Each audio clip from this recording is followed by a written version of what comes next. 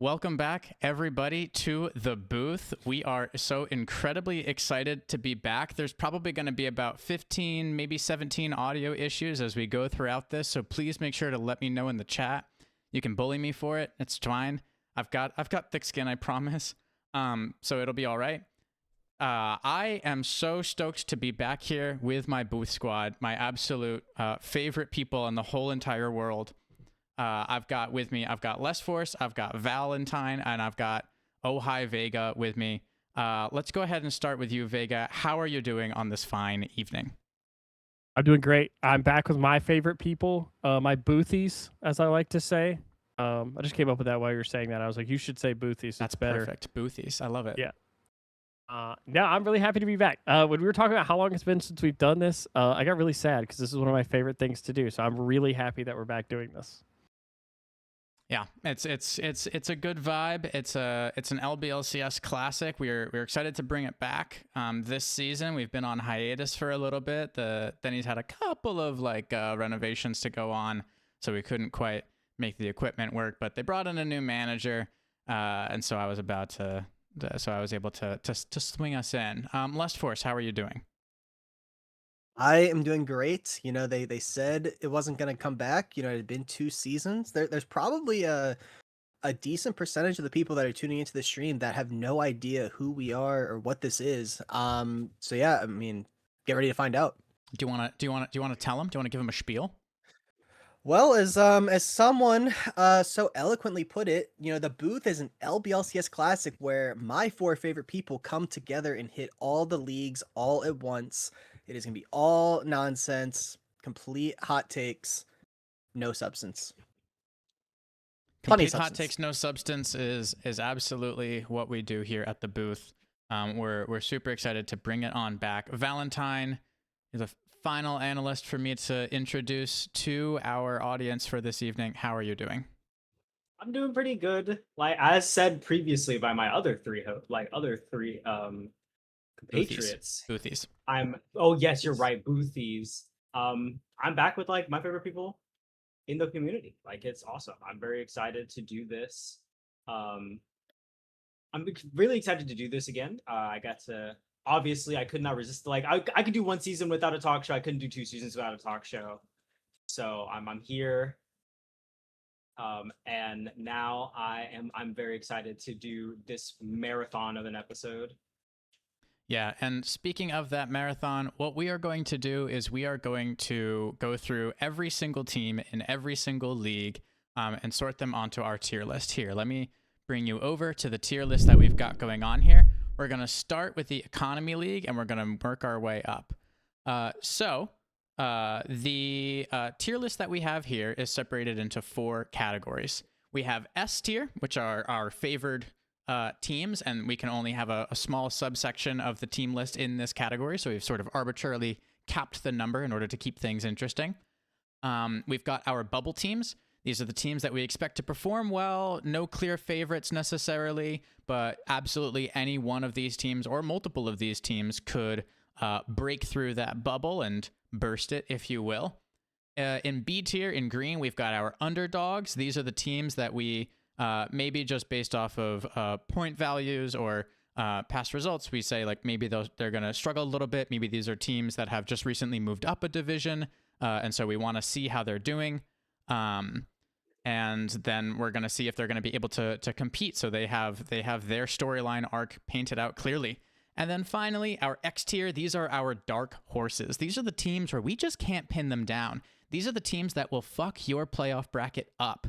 These are the teams that will surprise you. These are the teams that will like 2-0, 3-0, like perfect game, the number 1 team in the league, and then all the teams below them they'll inexplicably get swept. So these are the teams that are really the ones to really keep an eye on, the ones that'll really screw up those 5-leg parlays that you're putting out on the LBLCS. So I'd like to kick it over then to my co-hosts. Take it away. Like, what teams are immediately standing out to you? Where are we going to put them? What are we going to do here? You want to just shout teams out?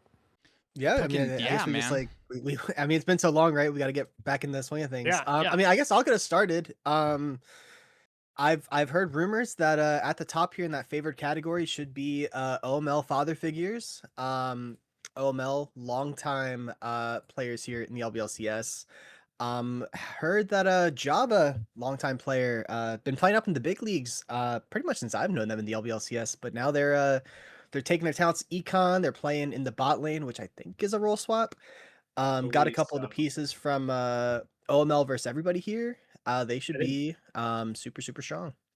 Yeah, I mean, you're taking Jabba? I don't remember which. You're taking someone who has spent a lot of time in the upper leagues, right? I believe was just in finals, am I tripping?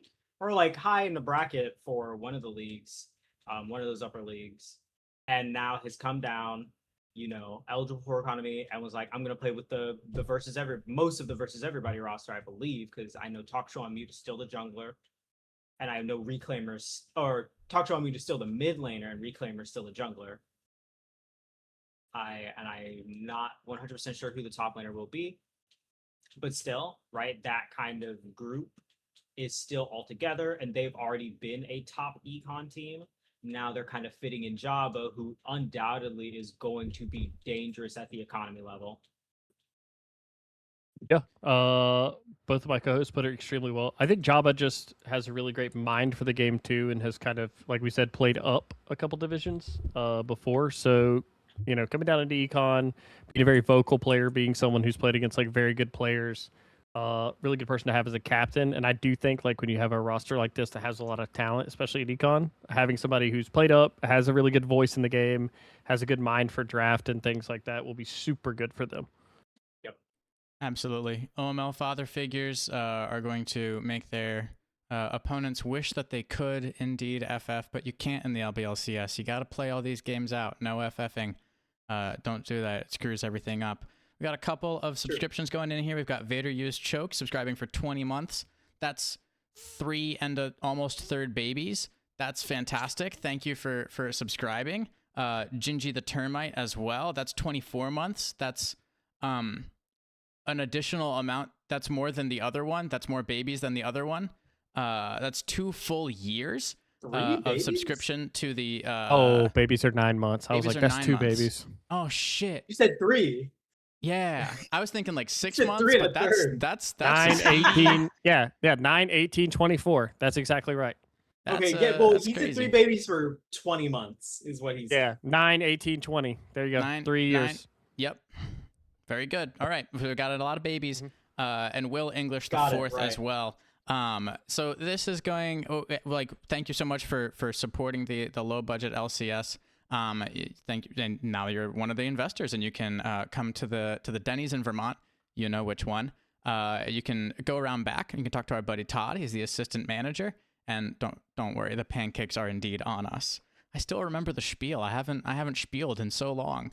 It's been so great. So yeah, math is not my strong suit. I have a degree in feelings. Math is not what I'm supposed to do. So OML father figures, they're a clear favorite coming into this. Tell me about some of the other teams in this bracket that end up standing out to you. And some of the where we might start to slot these teams into their categories. Okay. I have a bubble team. I want to put them, in bubble. I'm going to say this. You guys could agree, disagree. Uncastables, one of the most fun rosters in economy, it looks like. I'm going to go out on a limb here and say LeChance is a criminally underrated player. LeChance is what I would like to describe as the Nicolas Cage of League of Legends. He is simultaneously the best and worst player in the game in any given game. It is a coin flip every game. He's going to go 10-0. But yeah, I think that, obviously Loki, a lot of names on that roster that people know, Trevor Snooze, things like that. I think that will be super fun roster. And I think there is quietly, I know a lot of times when you have rosters that are super fun like this, people tend to kind of write them off. I actually think this roster is actually just super good. I think a lot of the players on it are actually just really good players for economy. Yeah. So I think they're perfect for that kind of bubble tier of this team could be really good. Also, they could just be a really fun roster. Okay, we've got a vote cast for the Uncastables into the bubble tier. co-host, what we I think thinking? that's fair. I think that's reasonable to put them there. Trevor, I believe you said Trevor Snooze. I cannot check the roster right at Yes, this yeah, moment. Trevor Snooze is on there. Trevor Snooze is former Econ champion, Demonic Sombra, and that's like Oh, flash for I feel damage. like exactly, yeah, former Flash for damage champion, Demonic Sombra, and I feel like that's a perfect like little Easter egg for this team that kind of really puts into context like just how like what the possible variance is. Because when you're talking about Loki, you're talking about Chance, a lot of amazing pieces that can go really well for this team, and regardless of the results, they're probably gonna have a shit ton of fun. Lestforce, anything to add, and any teams that you'd like to highlight in the remaining list that we've got here? I mean, nothing on Uncastables. I think I'll kind of like a team that's semi-related in my mind. We got All Reliable, the Kicking Squids. I think they are right in that. You could put them bubble. What We the could put them right fuck on the is edge of this? What underdog. did I do? Okay, hold on. Give me a second. You broke everything. We made it to the third team. Shit, what the fuck? Yeah, while you're fixing that, the Kicking Squids, they've been around as long as the league has been around, I think. Last season Just I about. remember God. Just about, I think. Yeah. Just middle Last of season lineup. I actually remember it seemed like not that they weren't taking it serious before, but I distinctly remember casting one of their series and was talking with a couple of their players on the stream after, and they're like, yeah, like we feel like we got a real good shot this season, and they made playoffs, if my memory serves correct. I think they maybe even won a playoff series. I can't remember off the top of my head, but they've got that experience. They, they've been here before. They've been to playoffs before. And especially in econ where like team fighting is everything, can't kick out the squid. You can't kick out the squids. Are you saying you can't kick the Kicking Squids? You can't kick the kicking squids because they're gonna kick you. Precisely. Yeah, I hope I didn't expose anything with that screen. If I did, just be nice to me. But anyway, okay. So we've got the Kickin' Squids here in our bubble team. What are some of these other teams that might slot into this bubble and might be starting to fight to see if they can claw out some wins against some of our more or stronger teams or favored matchups in this bracket? That's a great question. Mm-hmm. I think a lot of people are looking at Silver Song Academy. They have a lot of pieces of Tomato, who had an excellent debut season. A lot of people are looking at them. They could potentially be one of those favorite teams. But they are at the least one of those bubble teams. You're looking at pieces of Tomato, led by Pickle, who has been a long-time econ and commercial player, kind of has been very relevant at that rank. And I think it would be foolish not to account for the effect that type of veterancy is gonna have. He knows what'll succeed at the level, and I think that's super important. Yep, Pickle Hater, mainstay of the LBLCS for multiple seasons now. Okay, so we've got Silver Song Academy there. What other teams are showing up on your list here? We don't have enough space to put all the remaining teams in bubble tier, so we're going to have to put at least some in favored, underdog, or dark horse here. All right, I'm gonna have a few picks for that, but yeah. I'm gonna bite the bullet here and be the guy who I'm gonna say underdog. I'm gonna put Banana Milk there. Mostly just because I think they're a team that was on wait lists, and I think obviously was under the impression they might not get in. So was not prepping for the season to see the sheet come out and see themselves on it and be like, oh, we're gonna play next week. So I would put them in underdog, and that way none of you have to talk bad about Milk in front of me. So I'll just bite that bullet. Vega for the uninitiated, proud owner and papa of the Milky Sports organization. Yeah, those guys stink. But yeah, no, I think underdog is like a perfect. They're kind of an unknown there. I think the roster has talent. There are some names on it that have been in LBLCS 4. Cryptid, notably played on Soy Milk for a long time. Yeah, it should be fun. Yeah, I mean, Okay. I'll just kind of jump right off that and add another team to underdog. Except this is a very known entity. I'm gonna go with the Naughty Dogs. I'm gonna slide them in here. Of course, we know them, we love them. This is Linoleum's roster. Linoleum, Mongoose, formerly known as Happy Death, Overheated, Lame Sloth. These guys have all been here before. They've all played many seasons in the LBLCS. They usually make playoffs from my anecdotal memory. Yeah, give or take. But you know, the crux of this roster is like, how fucked up is Linoleum on game day? And if the answer is Right. too fucked up, it's gonna be a long night for the dogs. I've played games with Linoleum before where Oh he gets my absolutely God. plastered, and it's just a wrap on the night. So that's where they're gonna fall into this this underdog category. But talent wise, for sure, they could win the whole thing. Funnily enough, I was gonna say my dark horse pick was absolutely Naughty Dogs, but for basically the same reason. I feel like on their on nights they will be one of those better teams. I think they could go toe to toe with a lot of people, but on those nights, maybe not so much. Vega, you're gonna have to be the tie-breaking vote. Underdog or dark horse? That's like, look, I love our tiers, but like the choosing between an underdog and a dark horse in my mind is like saying the same thing, that they're the same. Are you an underdog or are you a dark horse? I'll go dark horse. Shout out Katy Perry. We'll go dark horse. Shout out Katy Perry. Shout out Christina Applegate. I mean, so many dark horses. So this team is dark horse because they are unpredictable. You don't know what's gonna happen. You don't know how many drinks Linoleum's gonna have. It's truly Schrodinger's count on that one. Tell me a little bit more about some of these teams that might be newer to the league. That might be some unknown quantities.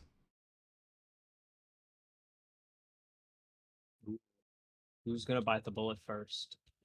Well, you can do it. You just started talking. Yeah, I think you Oh want to. no, I don't think I will.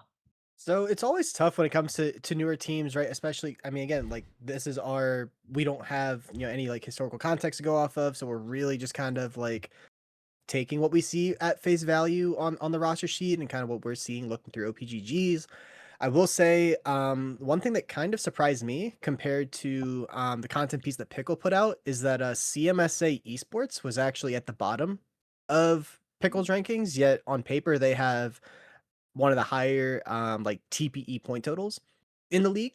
So like to me, just based on that alone, I would say that they're probably like more in that like that bubble category, just off like player talent to start. You know, they got a couple 5-point players in the lineup. Looks like great name, by the way, Skippy McSkipper. Action player, which is not something you see a lot in like the econ level. So I'm very excited to see if that ever gets through. Yeah, absolutely. yeah. Those niche picks really come in handy. They are super strong. Either they're drawing a ban or they are causing mayhem. So having that is absolutely an asset. Val, you were saved from having to talk, but I imagine you've thought of something by now.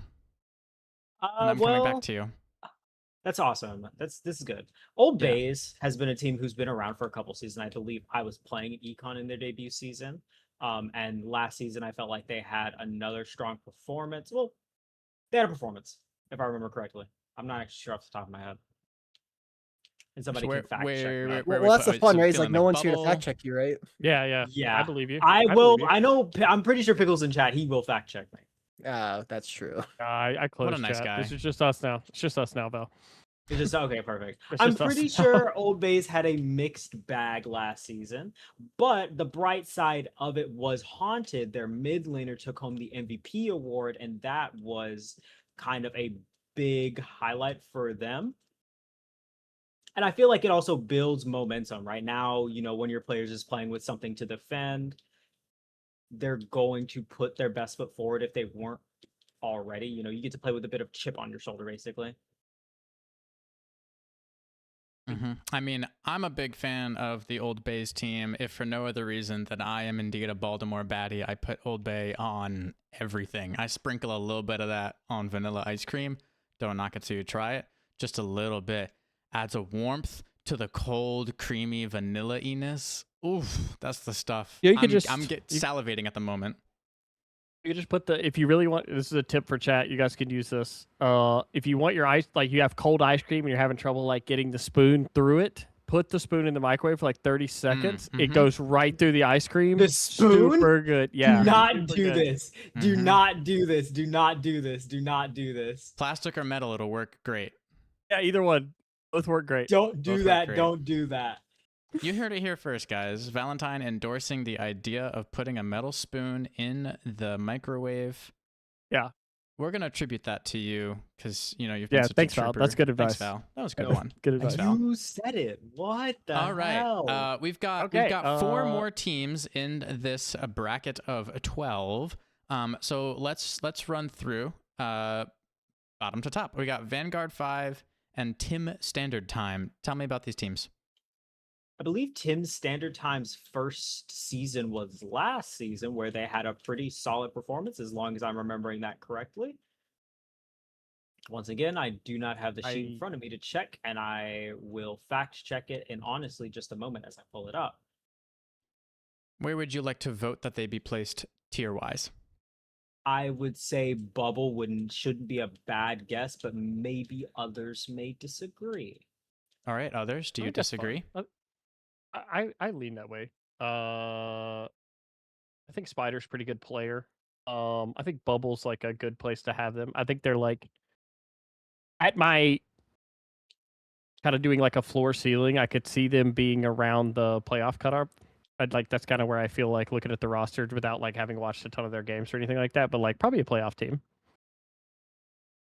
Alrighty. Yeah, I mean, I think the only thing in my mind is like to me this kind of solidifies, I guess, in our minds that like, not that it's OML's league to lose this season, but like we're kind of putting them on a tier above everybody else. I think Tim Standard Time definitely had a really strong inaugural debut last season. So like I said, just because they're here at the bottom of bubble doesn't mean they're not kicking up there. Yeah, I just want to chime in with that. Yeah, absolutely. Agree. Before we move on to another team, I just wanted to shout out, let's see here, I believe it was Woodsman Jakub. Also subscribing with Prime. And then before we even really got rolling, Pickle Hater 77 coming in with a 5 gifted. That's 5 gifted. They've gifted 5. 5 of the subs that have been gifted by Pickle. And that's a pretty strong one. You can count them all up. If you have all of the fingers on one of your hands, you can count all of those. If you're missing one, include one from your other hand. The spiel is going on too long. Anyway, Woodsman Jakub, welcome. Thank you for being the latest investor. Pickle Hater, thank you very much for continuing to support and allowing others to have the lovely experience. And now, Choose or Choose Ho or Chashu.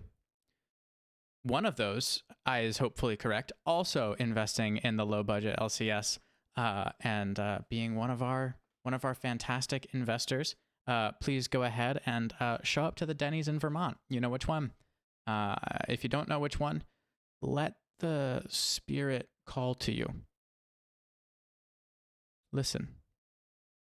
Anyway, we've got 3 more teams left here. Tell me about Vanguard 5.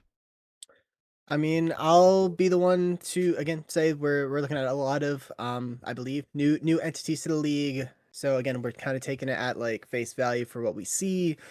On paper, they have the least TPE in the league. In looking at Pickle's rankings, it looks like their highest like point value player is the support, which Jack and Vega, we love our supports, but supports aren't the ones like getting the kills. They're not the ones popping off in the games per se. I don't know. So to me, just again, based on what we know, which is not a whole lot, I would put them in the underdog tier start, but I would love to have to eat my words in like 3 weeks, 2 weeks, whenever we come back.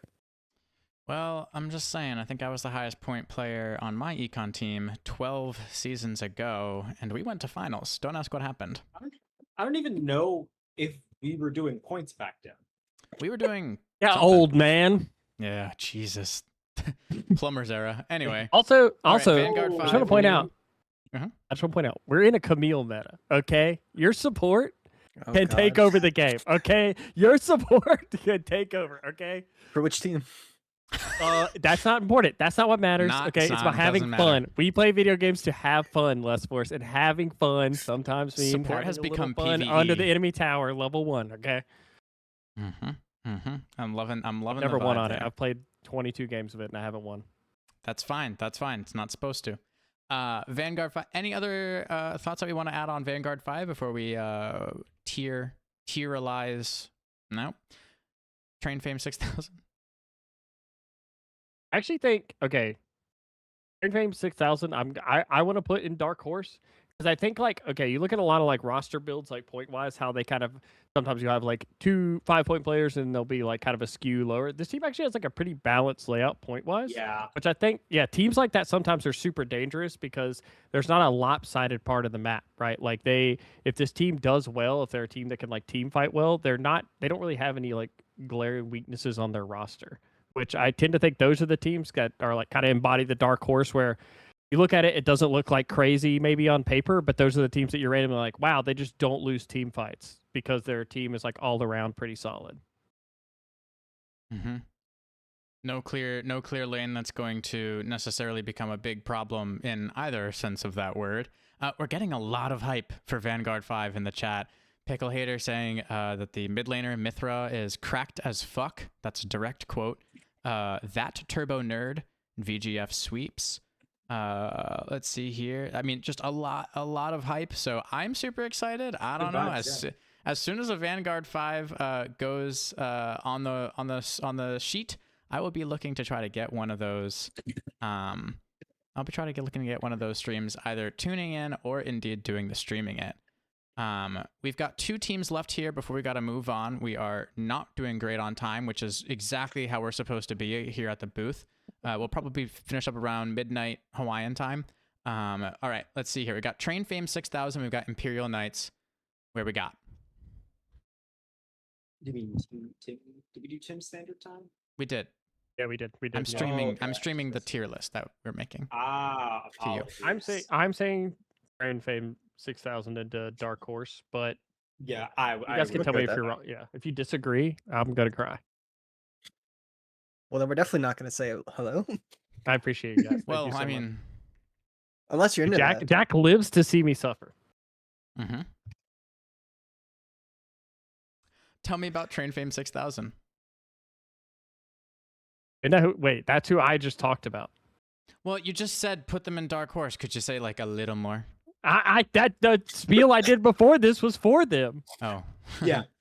That is exactly what happened. Yeah, when I was saying they have a well-rounded roster and they could be they were the embodiment of a Dark Horse team.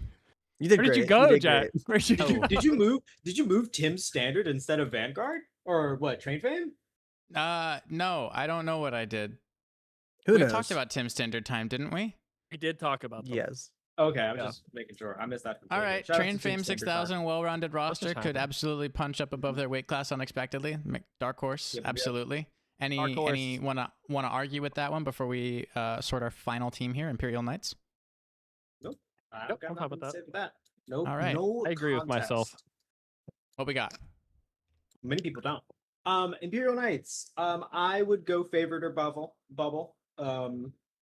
I think you have a long-time LBLCS veteran who is who's no stranger to having really strong performances on Vader. Godzilla Top, I believe, didn't play last season, but the season he did play was one of the scarier top laners in the league, and was able to kind of impose as well. I would, in the same kind of ballpark conversation as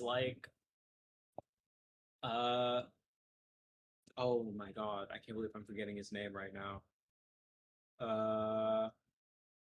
The top laner from Cuddly League Dudes, or no, not Cuddly League Dudes. No, it was Dudes. Guys. Clearly guys. No, Dudes. Oh. The commercial team was Dudes. Oh. Oh my goodness. Hold on. It'll come to you in 5 minutes. Yeah. No, Mhm. no. No. It was, A real feel we are Bakuda going bottom Beast. to top. Thank Bakuda you. Beast. Bakuda Beast. Bakuda. Bakuda Beast. Yes, Bakuda. Shit, the immediate should have been enemy. Yeah, but I say very much shades of Bakuda Beast and how Godzilla top plays. Sergeant Scoots is also familiar, and I believe Beeson has a couple seasons under their belt as well. So this feels like a team that has the proper veterancy to kind of make some shit shake. And I could easily see them kind of punching above and catching some teams off guard. And then for those first few games of the season, and then as the season rolls on, they just stop. Agree.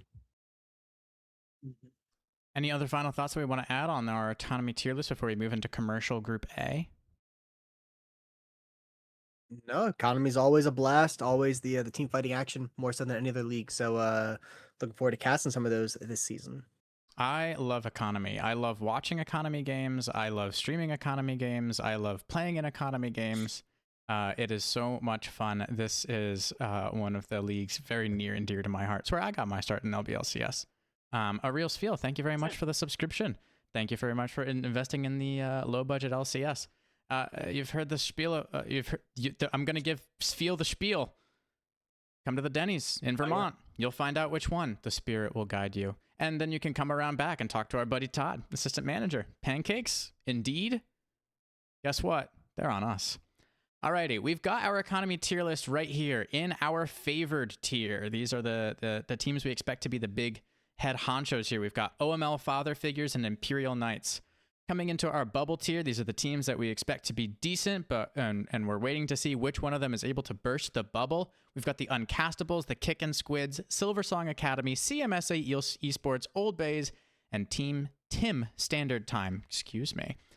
In the underdog tier, these are the teams that we are waiting to see punch up and above their weight class and score some nasty upsets. We've got Banana Milk and Vanguard 5, and then we've got our dark horses. The teams that you just can't predict, the teams that will fuck up whatever playoff bracket you make. We got Naughty Dogs and Train Fame 6000. Moving into commercial tier A, we've got a lot of delicious teams here. What teams immediately jump out to you, my beloved co-hosts?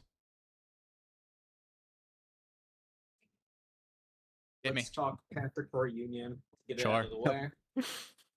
The bias. Oh yeah, for sure. Panther Core Unions is a interesting team, right?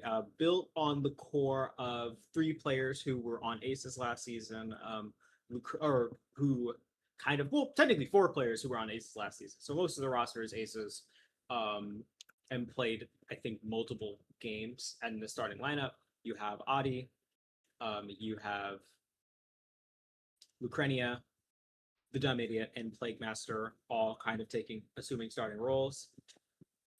And I feel like they all, the true wild card to me is Plague Master, who is newer to the game, but has learned really quickly. And I think can be one of those supports who kind of jumps out at a lot of people. On the flip side, the Dumb Idiot is in the jungle. I think he's been one of the better junglers in commercial for the last few seasons. And I'm biased, but that's just where I stand on that.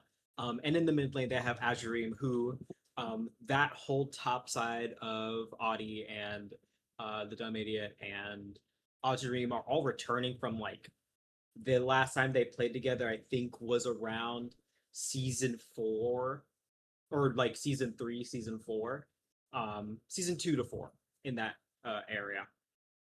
So I would say I would put them firmly in bubble. I think they could have a great season. Lucrenia is also going to be great in the bot line, I'm pretty sure. Like 99% sure. Yep. And just as a reminder for folks, these tiers, we're not sorting teams within tiers, unless you see a gap. Sometimes we do that. So it's just the 4 tiers, but within the tiers they are unsorted.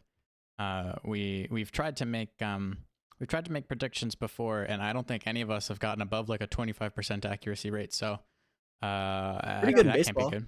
Pretty good in baseball. It is pretty good. That is pretty good. Is that above the Mendoza line? Yeah, it is above the Mendoza line. It's comfortably. Yeah. There we go.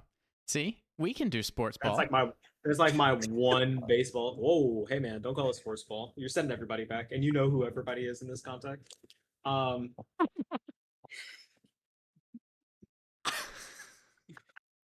That's Good crazy. God. That's my bad. My fault. I was lying. Uh, Sports ball made the term sports Dude, ball it like sends me saw- into a rage. Valent read immediately. It was Right, clear. yeah. It was clear. Panther Core Union, absolutely. I mean, I'm super biased, and that's why I'm not even an analyst. Me, Panther Core, it's my people. I feel like a proud mama duckling. I'm super excited to see this team in action. What other teams immediately jump out to you, either immediate favorites or teams that you think are immediately special to mention? Luffy is all in on Hodor, so...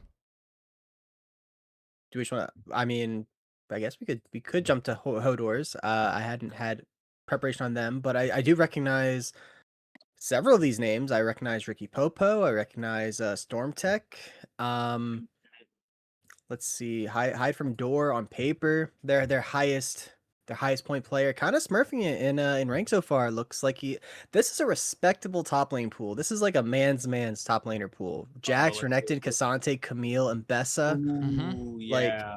That's sick. I'm kind of rocking with that. I mean, just off like the Luffy vouch, I'm down for Bubble. Yeah. I would say Bubble. I'd say they will come back and we'll probably say, oh, maybe they should be in Favored or Dark Horse, but I don't mind them where they're at right now. Vibes are good. Agreed. Yeah. All right. I mean, that's a good team. I love a top laner who's willing to just pick champs and send I it. like I my mean, top yeah, laners. that's a good stuff. I like my top laner Yeah, scrappy. Mm-hmm. I'm wondering if any teams here in this listing jump out to y'all as particular favorites that we can start sorting into this red category. Cancun on 3. Yeah, Cancun, I was gonna say Cancun on 3 for sure. Yeah, Cancun on 3 for sure. that roster's I awesome. mean, it's a great roster. Billy Willard. I think they have a couple of new pieces. Last season, I think they will wheeled out like Ipsy. Oh, you know what? We have a whole thing to see how to pronounce players' names now, by the way. So we're losing excuses really quickly. Really quickly. Really quickly. I almost wish we didn't do that. I know why we did it, and it's probably Where a is good this? thing. But I almost wish we didn't do that. It's for streamer. Yeah, I'll link you. Don't worry. Yeah, you'll get it, man. You'll get it. I was like, I'm gonna mispronounce all these. Where is this? Will this help with chance though? Like, probably not. No. That's Ipsy. that Okay, it issue's is. Okay. endemic. It's like a rite of passage, right? Like if you're on stream and you get mispronounced by chance. Yeah, that's like he's got a pass is the thing. That's different. But yeah, Ipsy, Brother Hedge, Merciful Crow all like kind of took on the starting roles, I think, last season. This season, Noodles for 2, I imagine, is going to step in. Billy Willard, who has played in the LCS for a couple of seasons now. I don't remember if he played last season, but I know for sure that this is a roster that performed extremely well in the regular season, and I believe got to finals as well last season. I don't remember if it was Cancun or if it was Forgot to Buy, but both of them, topped their groups and stomped into playoffs and looked good as far as they went in playoffs. Absolutely. Vega, you also seem to have some hype about Cancun on 3. Tell me about your thoughts. I'm just a giant Billy Willard fan. I think his roster's super fun and like on paper, it's a lot of people with a lot of experience in LBLCS and in different competitive things. Some of this group I've also seen play in some like for fun tournaments around and done very well. And just kind of echoing what Val said about a lot of the players. You read down the list, and it's a lot of people you trust to carry the game or be like kind of that pillar on this team. And it's one where kind of we talked about earlier, teams where it's tough to find a weakness in their roster. I think this is a good example of that. Yeah. All right. That sounds like a pretty strong team to me. Can any team really compete against that and take out the second slot in our favorite tier? What a great question. I mean, I don't know if there's another roster that I am as sold on top to bottom. Yeah. I don't know if there's another roster where I'm looking at it and I go, oh yeah, all these guys. I'd say who's almost making that cut for you? Where is that almost happening? Ooh, that's I'll say something crazy. I think they should go in Dark Horse because I kind of think it's there, but their Dark Horse ceiling is high. As I actually think Red Tide, like top to bottom, has a pretty good roster. Lestforce immediately like lit up when I said that. So Lestforce, do you want to say anything about him? So I was gonna hold on to that because Jack was looking for that next favorite tier, but I was gonna call out Red Tide as like Dark Horse, but like they're about to really surprise. I'm looking through their players, and Dior in the support roles got a very pretty OPGG, and that's something I always like is when the KDAs look pretty and the win rates look good. Like I'm inclined to get drawn to that. But even more interesting, Captain Monkey, who At first, when I clicked their link, I thought they were the top laner because they've got 117 games at Fiora. But then you scroll through and they're playing Fiora ADC, which is extremely interesting. Hard. That's Dark Horse if I've ever heard it. That goes hard. And then they've just randomly started, like, they've recently, I don't know if they're playing jungle this season for LBLCS, but they're just spamming Silas and Vayne jungle. Like that is, like, LBLCS, like, aura. The Sungle and the Yeah, Vungle. that is aura for sure. So to me, like, I just got really excited because I was going to bring them up as dark horses. Yeah, I think that's good. a Dark I Horse agree. team. Also, I just like, if we're not saying hashtag roll tide this whole season for this team, like I'm gonna be really disappointed. Ooh, yeah, that's good. It's a great one. Mhm. And this is, I believe this is a return of like an LBLCS vet in Spartan, formerly one last Spartan, formerly Doubt Spartan, I believe, nor currently Doubt Spartan, who had a long time on a lot of different naughty rosters, played with MXTI and Econ. Has a history of being a really solid mid laner for seasons upon seasons. So that's another thing to kind of watch out, that this isn't a team of complete newcomers, just mostly newcomers. All right, that sounds like an exciting team to look out for. What did I do here? Right. Okay. Tell me what's happening? Why is this happening to me? Anyway, what are some other teams that are occurring as I fuck up again? Anyway, Let's talk about Win or Learn. Let's talk about Win or Learn. Yeah, They're the I'm only excited to talk about team. Win or Learn. Yeah, only team with 2 7-point players. I think this is like one of those fun rosters where I think it's a perfect example of like an underdog team of like, if it goes well and those 2 7 points are like sick, this could be a roster that does insane if like the pieces are in the right places on this team. But also it's one where you're obviously going to have question marks about like, how do the supporting roles in this team play out and things like that. But Exactly. Yeah. oh, they're not the only one. Team Sucksmith technically has 2 7-point players also. Let me get that right. Let me get that right. We'll get there. We'll get there. I'll say Patience. I obviously did Denny's No Reservations last season. And that was focused on commercial. We talked a decent bit about Win or Learn, who unfortunately did a lot of learning last season. And they were, but every game we got more and more impressed, and specifically one of the players I was super impressed by was Gumption, right?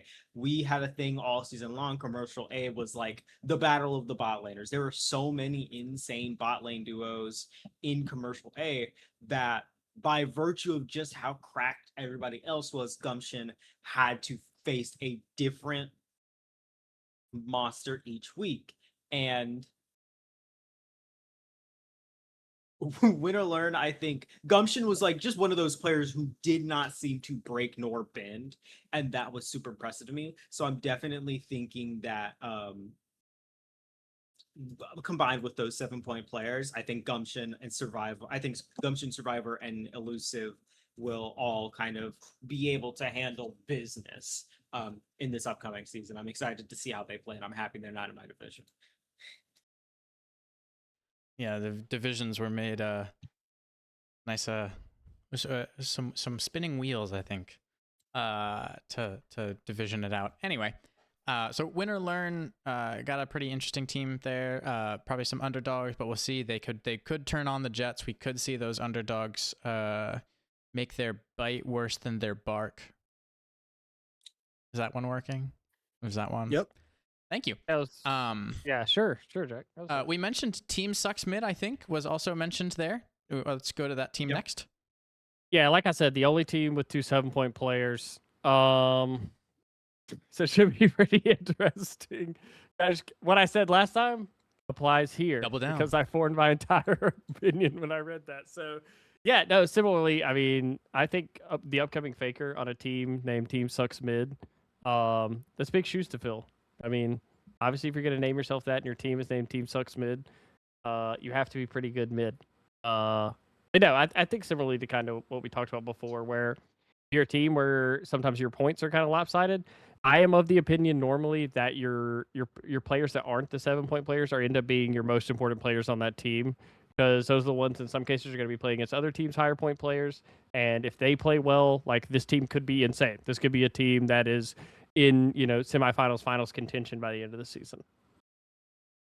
All right, those are some pretty powerful words. I didn't hear a tier. Take a stand and let's see if your co-hosts agree. Oh, they're getting called out.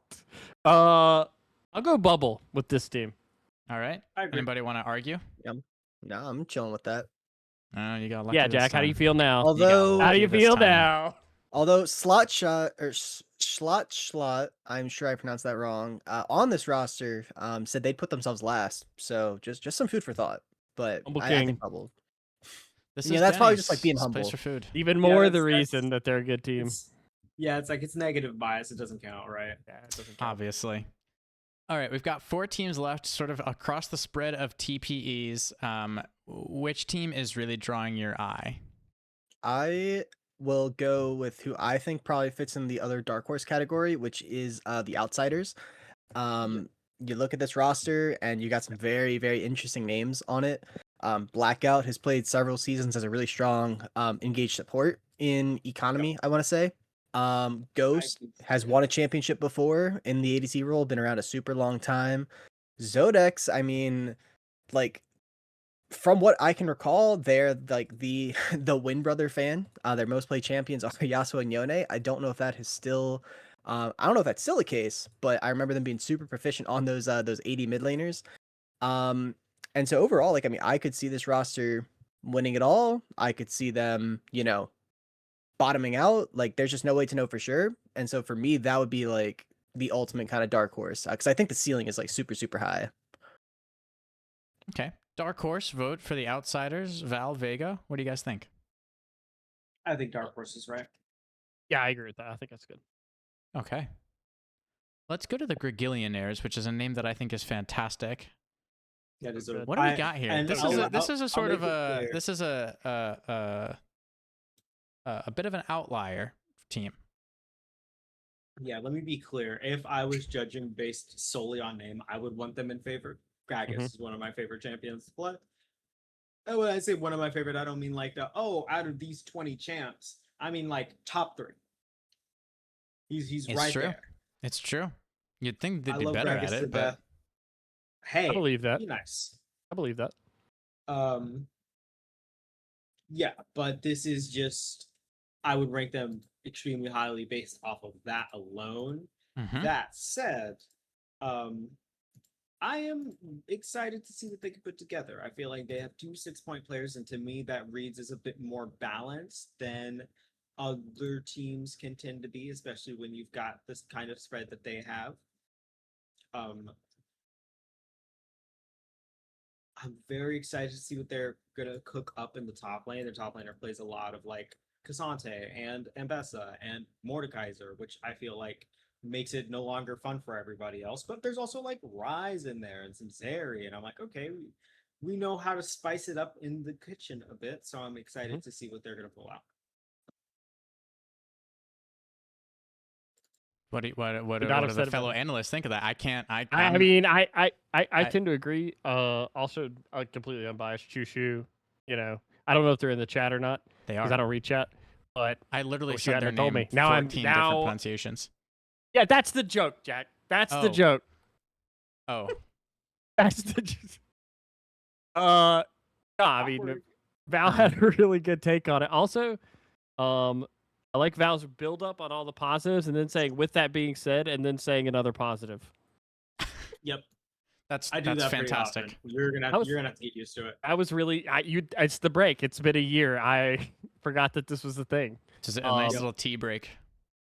I tend to agree. Like pretty balanced out roster. Mhm. I think probably for me an underdog team. Yeah, I would agree. Lestforce, do you want to add a spoiler vote just for funsies, or do you want to talk about one of our 2 remaining teams? No, I think they did such a perfect job. You kind of dropped the ball with the joke a little bit, kind of like Sammy Two Slap earlier today. So I'm cool with bubble for for the Gregillionaires. I guess I'll come back to I guess if we're talking about a team that could be in that favorite category, I'd probably go with another OML roster, the Last Whisper. if my memory is correct, I think this has the rest of the remnants of the OML versus everybody core. Xiao Yu. I think this is their first time captaining, but I've recognized that name for a ton of seasons at this point. They've got Real Big Fan, Tie Dye, Nightly Coward.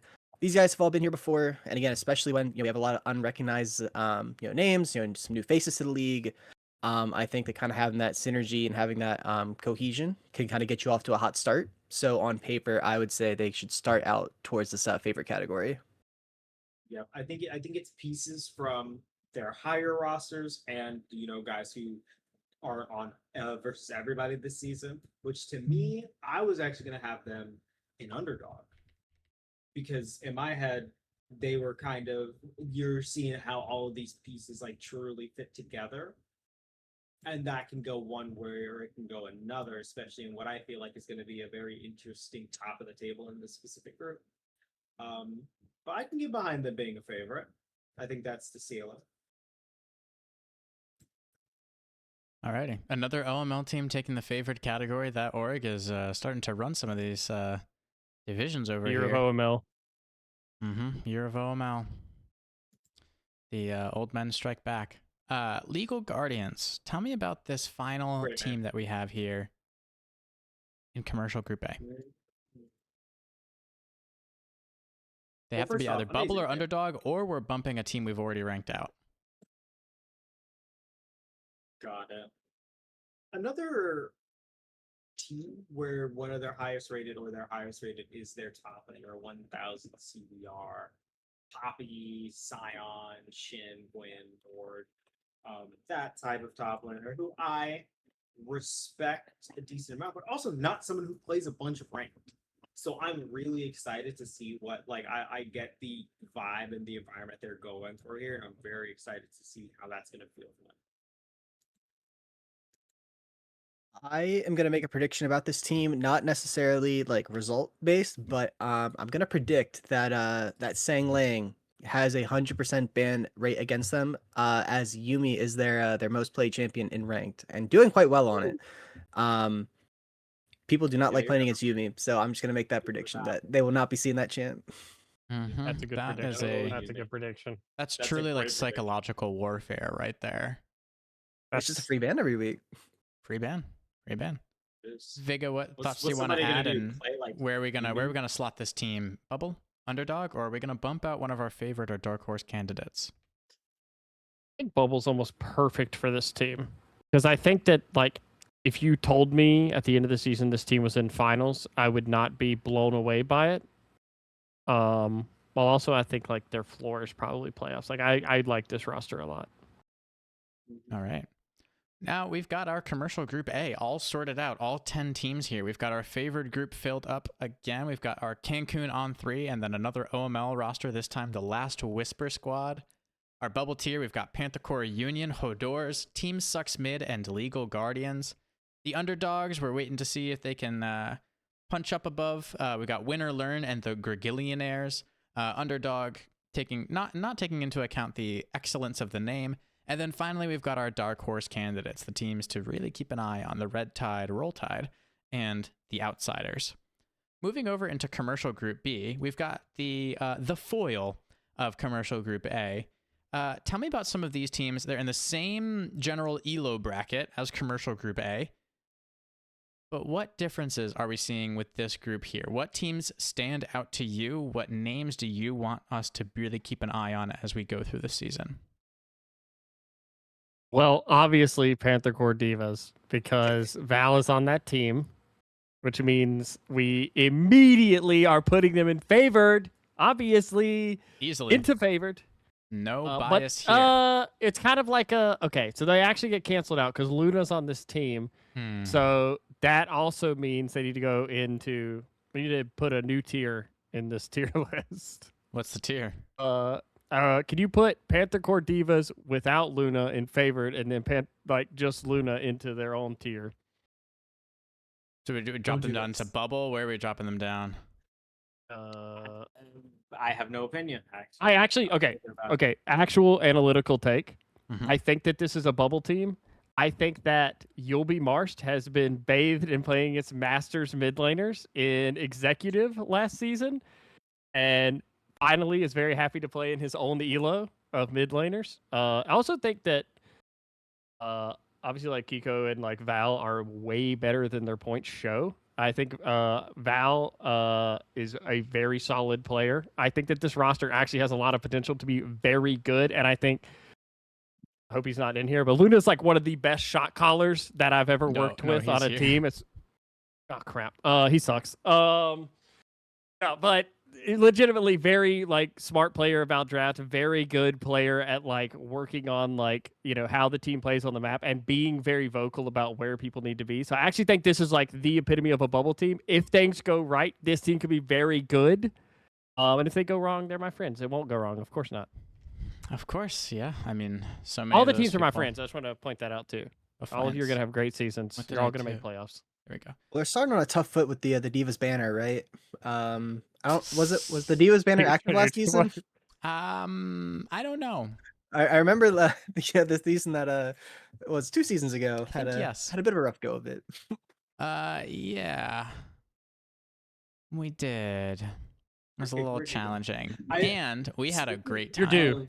You're due. We're due. I've been thinking about this. I think I'm like approaching playing the same amount of seasons for PC that Jack is. Yeah. That's crazy. If I don't end up on a team this season, then I think you might have me I think at I'll least have tied. You. Yeah, I think I'll tie you. What do you mean? You can just force yourself on this roster? No. You'll need to be. Hey, you could just put yourself on a roster. Oh, that's literally so your good. word. That's such a good point, actually. You own the team. Going to Divas. Wait, did I join this? You joined season 7. Yeah. Because we start. Okay. First team was So you season had 5, and then there's 2 teams season on me. Okay. 6. Mm-hmm. Yeah. So you got all right. you got a couple more. Good. Yeah. I'm still the OG. Still the Unk.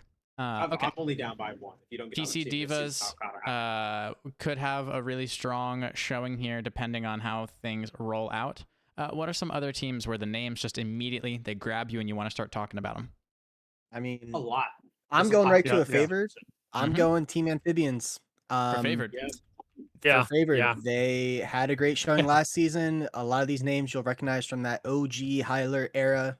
Frog Guy, the GOAT, Kiale, Zax, super cool dudes, but also super good at League and have played together for a long time. So again, I talked about it in the last group. I think that continuity is going to pay dividends, and this is my early pick to win this side of the group or this side of the league. That's an early prediction, and we like those over here. We don't do a great job with them, so we probably just doomed the Amphibians, but my bad. Vega and Val, I saw you guys nodding along as Lestforce was giving this take about Team Amphibians. What would you like to add? They're very solid. I mean, Frog Guy and Kiale was probably a top 3 bot lane in commercial last season. Across both divisions, they were easily top 3 in their own division, obviously. So I think this is gonna be they're gonna be right where they want to be this time around. I think they're gonna have gonna have a good time. I probably would have put them in favor. I think I'm of the opinion that this group is gonna be a mosh pit of bubble teams as well. Yeah, I tend to lean that way too. But I agree. Like their bot lane is just super solid. Like Yali's a household name. Like everyone knows like this bot lane. And I tend to agree. Like they had a lot of success last year. So since this group is going to be a mosh pit, I kind of lean to agree with Lestforce of like, if there's a team I'm confident in, it's probably this one. Mm-hmm. Exactly. Yeah. Well, we've got a bunch of more space in this bubble tier. What teams do we want to add to this? Sifu Landal's evil karate jump. Justify your take. Drox and Mighty Fool just spent a season being damn good on the 5 Musketeers Vanguard. Mix this with Plead the Fifth, who I've always seen as like someone who, when he gets subbed in, is one of the scariest players on the Rift. Spooky Man, I assume, is taking up the top lane. Old No Name in jungle, and what I'm assuming could be just about anybody in the mid lane. It's just a bunch of household names led by Buggle, Drox, and Mighty. And I feel like that is more than enough to get this team to where they need to go. And I think we will be seeing them in playoffs. Yeah, Do you this think that the is- presence of Buggle is going to hurt them at all, though? Ooh, For all the positives that they have going for them, they do have Buggleberry Fit on the roster. which makes things challenging. I think I'm definitely feeling like the corruption in his veins this season. He's been like chilling a good while, so I'm thinking we're about to feel the brunt of it. If there's a bunch of random teams who DC and don't speak for like weeks and have to forfeit their matches versus Sifu Landel, refer to this. It's gonna be. There's a lot of LBLCS mainstays, people who precede. I think mine, even Val's time here, in the low budget LCS. So very, very special team there. Absolutely one to keep an eye on. Who do we want joining them in this yellow bubble tier? Can I jump off the bubble tier for a second for something else? Jump off of it, yeah. Yeah, Chonko and Dark Horse. I think, okay, this is going to be a completely unanalytical take, but I love this team's logo. But I also want to say they have this weird synergy where all of their hashtags are different numbers, which I don't know that I've ever seen a team where all of their hashtags are 3, 4, or 5 numbers, and 3 of them have all zeros, which I don't know that I've ever seen on a roster sheet. It's very strange, and it makes me feel a way that's uncomfortable, but in a Dark Horse type of way.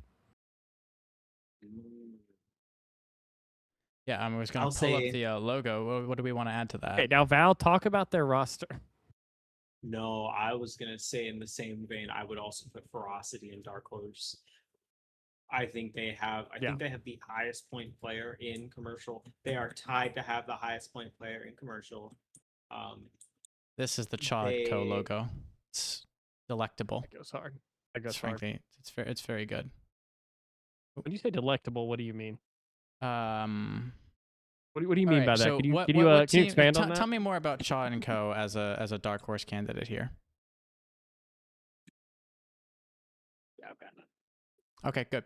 Then we can move on from anything that just happened. All right, we've got Chaw & Co. Their logo is great. They've got a lot of ability to punch. We were gonna run out of space in bubble. We've got what, 5 slots left, and 1, 2, 3, 4, 5, 6 teams remaining. So at least one of these remaining 6 teams we're going to have to move to not bubble. I think Val was making a point about Ferocity also, if you want to just expand on that a little bit, Val. Oh, there's a player on their team named About Tree Fitty, and that won me over. I'll be honest. I mean, if one little argument that I would have maybe in favor of Ferocity, on paper they're 2 highest point players. I'm sure I'm pronouncing it wrong, but Atreya and Joey Jr. They are a bot lane pairing, and so that's a clear win con right off the rip. Yep. I know we're talking about getting teams out of the bubble category, so we can throw them an underdog, but I would think that's be definitely down to like put a strong bubble clear as win well. con. I'd be down to put them in bubble. I will happily move them wherever they Yeah, I'm deserve fine with to that. be. Yeah. They've got good vibes. Okay. Yeah. What team was that again? Ferocity. Ferocity. Yeah, that's what I thought too. Yeah, You're doing great. thanks. Appreciate it. We're getting warmed up over here. Just hit an hour in. Anyway, so we've got 3 more. So we've got an additional bubble team here as well. We've got 4 bubble slots and 5 teams remaining. So we're just ticking it down until we've got to be forced to make a difficult decision somewhere in here. Let's see. Let's talk One Tail real quick. I love these guys to death. We have been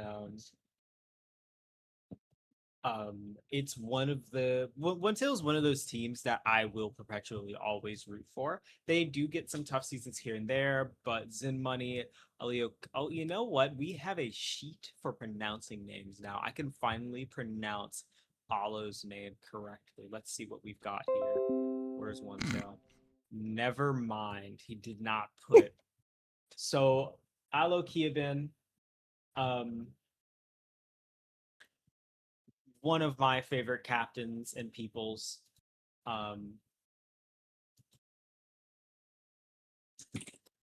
Okay. I mean, strong start. Yeah, so strong far. endorsement. Strong endorsement. Sorry, I got Strong distracted. Evidently. No, I agree. Has been kind of one of those supports as well that clear. You can tell, like, the way some supports play a game, you can tell that they're the captain of the team, and that is very much how I feel about Kievan. It very much feels like the team moves with him. Zin Money is another excellent player who has been very good for the team. Then you have Clum. The Clum, I believe Farron Moss is also going to be playing pretty good season in, season out, and Doki Puga. Also all kind of players who have had and really filled their role for the last few seasons. I'm excited to see them go forward. All right. We've got another bubble team down. We are just bumping ourselves right up against the edge here. We are. That's right. I'll get us off the Ashamed. edge. All right. I'll take one. I'll take one for the team. I will be no the more one. edging. What do we got? No more edging for this round. I guess I'll be taking the stand against Eatin' Good Gaming. I'll be putting them in the underdog category. Sammy Two Slaps latest venture on the roster.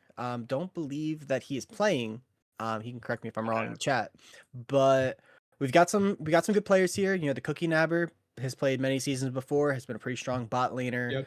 Yep. Looking at the roster, Vlad or Daddy, not a huge fan of the name, but again, looks like one of those players that maybe a Briar. Well, they're playing a lot of Mbessa, so they're trying to become a bit of a two-trick. That Briar is getting banned every single game, 72% win rate. Like, sorry, dude, you're just probably not getting that at all.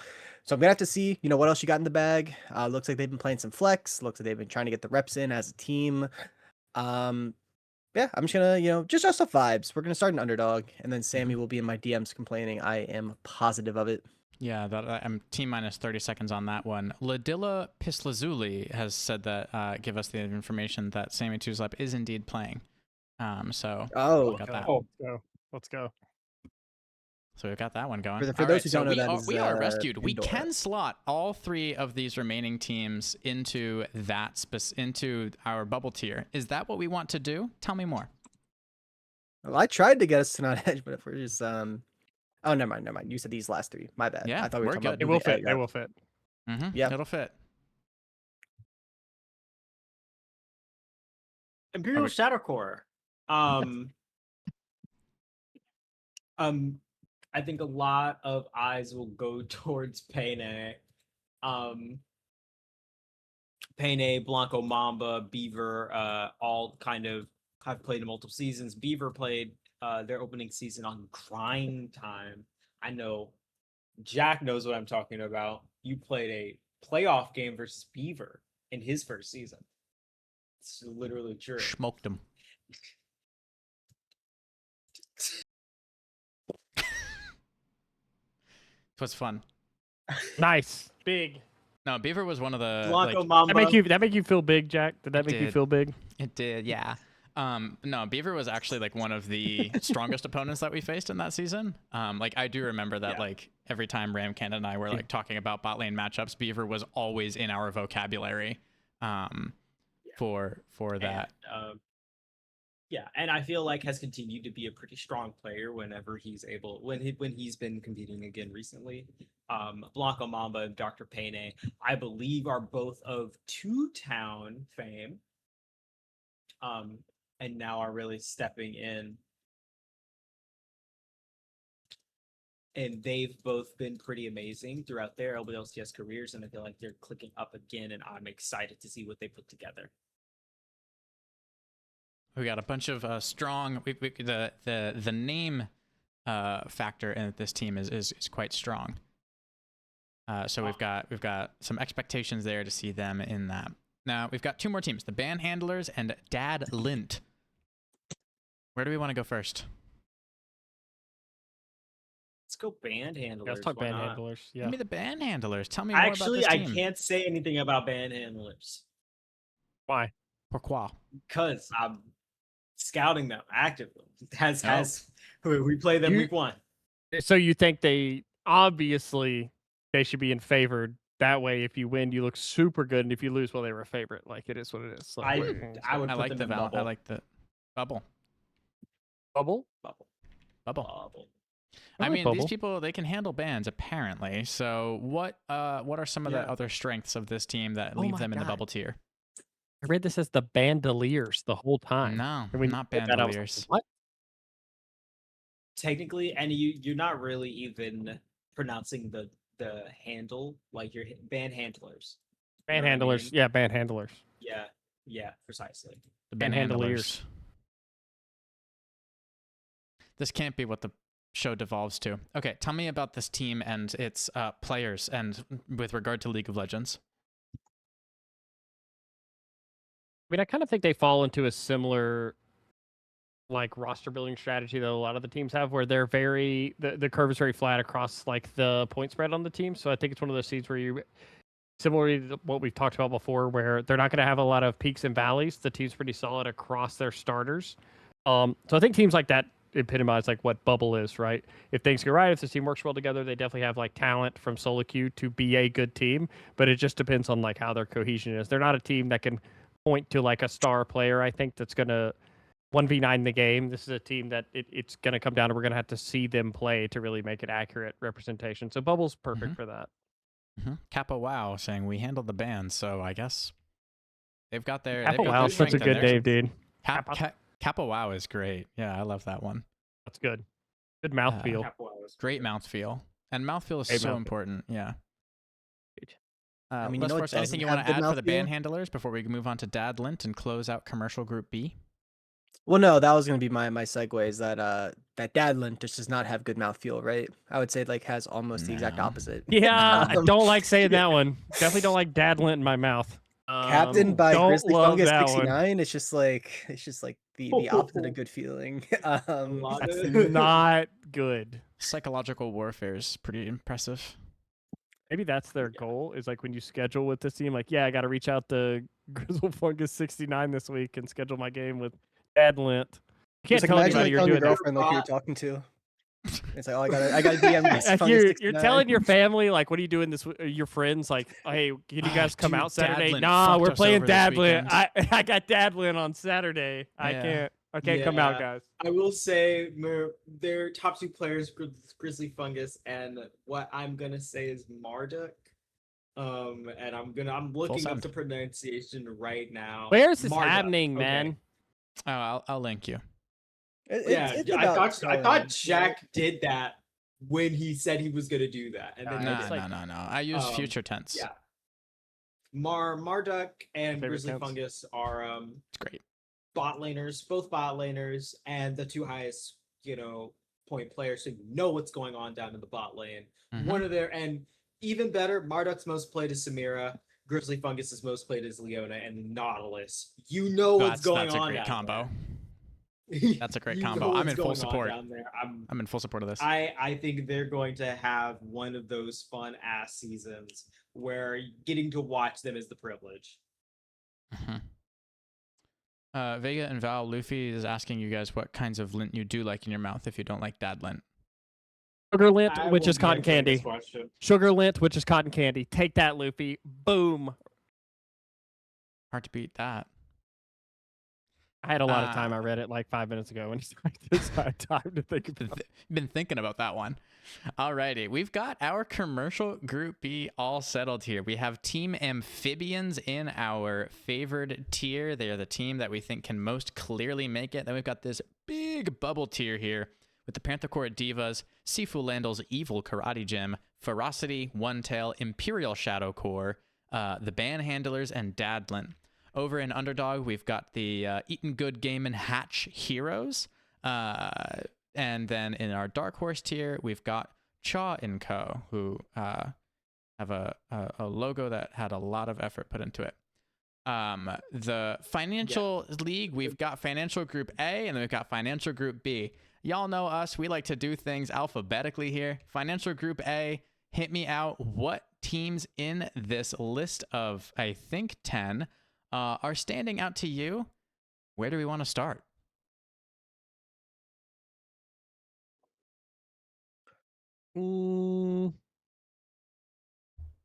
I want to stay on brand and say Team No Lane having. Actually, I'm gonna deduct points for having one person on their roster who does not have TNL in the name. That actually hurts a little bit. That I was hurts. gonna say it's really clean down the roster sheet, so you got to commit. You got to commit. Put that ticket in. Get that name change in. Got to commit. I think that's gonna be a problem during the season. I think that's gonna cause a lot of strife within this team. Roar like a lion saying TLNL is 1. So Let me say this. Dark Horse, immediate lock, Tree Gang. Of course. Yeah. that's a great take. That's a great take. We all That's agree an with it. But insanely tell good us why take. we agree with it. For those of you who may not be familiar, Snow Prisoner has put together a legacy in the LBLCS of terrorizing opposing mid laners, and making their lives too damn difficult, and being the main reason a lot of people will remember. But to me, it's the efforts from everybody else, from Rhinel to Cinnabar to Sonic Skater, Topos Kana, who have all kind of really put together seasons that are terrifying. And this whole team is excellent. And they bring good vibes, and they put a lot of threat to people. Lestforce, Yeah, what you got for me on this team? Oh well, I'll just so Snow Prisoner. Fun fact, or Tree Gang, just in general. My first ever match in the LBLCS. You can actually find it on the YouTube from like 4 or 5 years ago. Oh my god. I Fun. think that Anyway, I think that Snow Prisoner is the Mike Trout of the LBLCS. Like, could have jumped ship. Could have joined the Dodgers. Could have joined a team with championship aspirations. Could have taken the easy route, but he's loyal to his friends, and his friends are loyal to him. They've gone up to the high leagues with him in the past when our system was not so flexible. Now that we're flexible, they don't have to struggle against your masters level players. So yeah, I think Tree Gang absolutely is a threat to win it all in any given season. Snow Prisoner is just so damn good. So Mhm. And I mean, we've got some words thrown down in the chat. Miemeristic saying Bad Acetron is ready for Snow Prisoner. That's them's fighting words. Snow Prisoner, take no prisoners. So we've got some strong. We've got the gauntlet thrown down here against the LBLCS's very own Mike Trout. We had started talking about Team No Lane, and we didn't actually end up getting them into a tier. So where do we want to end up slotting this team with all except for one person adhering to the naming convention? Upper bubble, lower favorite. I do think like this roster's pretty good, like top to bottom. They're a good example of like there's nobody on this roster that I'm like is a weak point really of their starters. But I'll lean a little bit more into Less than Val and like actual player history here. But I mean, anytime you see a team that's like topping out the TPE, you team to lean towards top of bubble and into that just off raw skill. Mm-hmm. I'd agree. Not super helpful to dissent, but I'd agree. Val, you want to add a spoiler vote on this one, or Team TNL hitting sort of top of bubble, maybe poking into favored? We'll revisit it at the I end. would say top of bubble is properly where they're at. Okay. Are there any teams that feel like a clear favorite in this league, or is this feeling a little bit more egalitarian? Yeah, I mean, from For what those I'm of us in seeing, chat who may not know, for people in chat who may not know what egalitarian means off the top of their head, could you explain what you mean by that? For people in chat. Yeah, for the people in chat. For the people in chat. Equal. oh, Oh, so just is there a reason you wouldn't just say equal for other people? Like obviously we love hearing it, but like Well, I thought it had good mouthfeel. it does. You're right. Actually, okay, let's move on. Let's move on. About mouthful a whole lot. It is, Mhm. good answer. We be feeling with our mouths. Anyways, now we start feeling with our hearts. Lestforce, take it away. I would say this group looks a lot more egalitarian, as you so eloquently put it. or equal to those of us that not to name names. With that said, I am excited to see maybe a bounce back season for Fifth Spectrum. They've been around quite a while.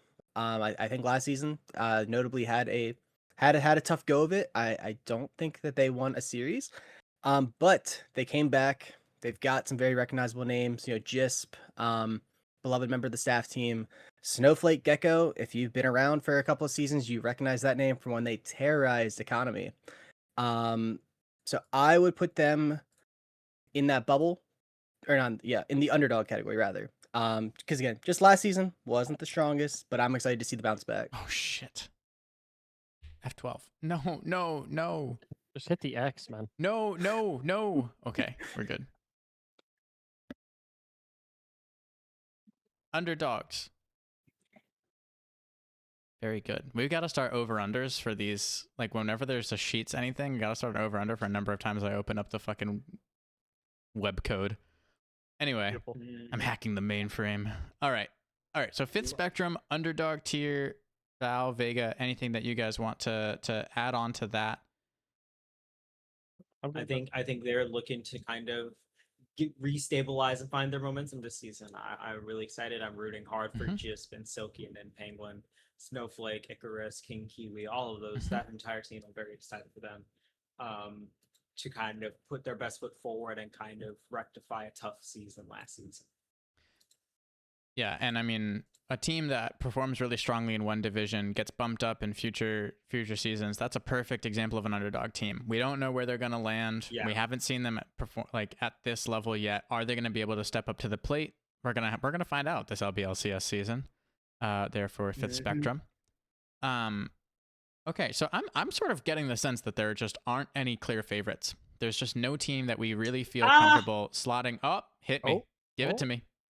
Naughty Boys. There's a lot of people on these Naughty Boys, from Ty to Sports to Jericho to Killspree and the other 6-point player. I am really oh wait, it's traded now. Perfect. That's my favorite player. That's my favorite this, player. The other 6-point player. Yeah. Yeah, he's special. Yeah, the other 6-point player. Traded. This is a roster that I can tell you where most of these guys are going. I think probably.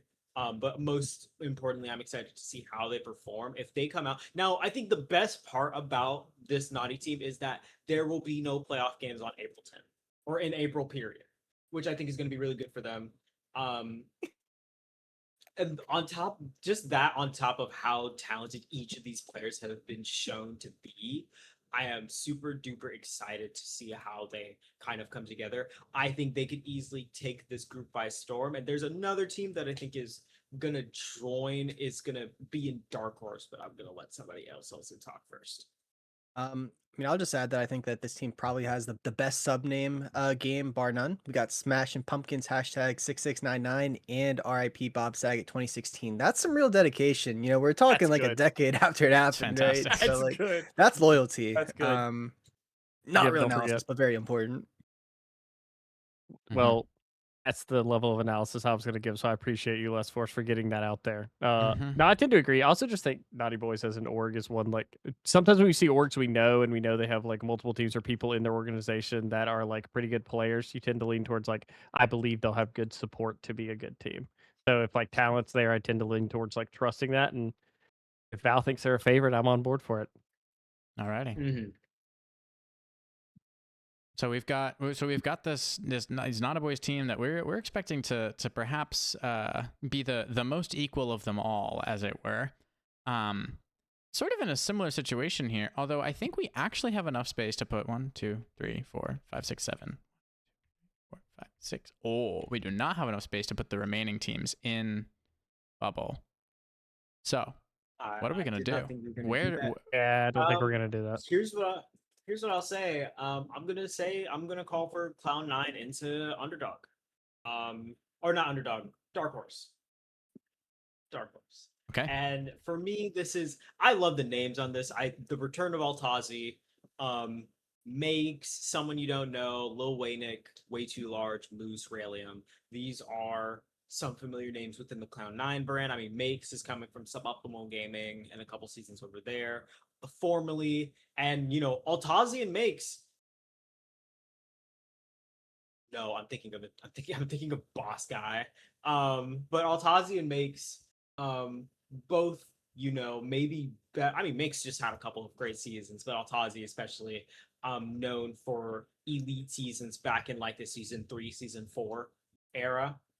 And is coming back as a 9-point player. I think Powerhouse. this team could be devastating to play against, depending on just how much fun they plan on having. Because this is also a team that I think could for-fun their way into like 0-9. It's not off the With table. luck. They do like the spin a wheel for their rolls, right? It's just like Exactly, Yeah. yeah. It could happen.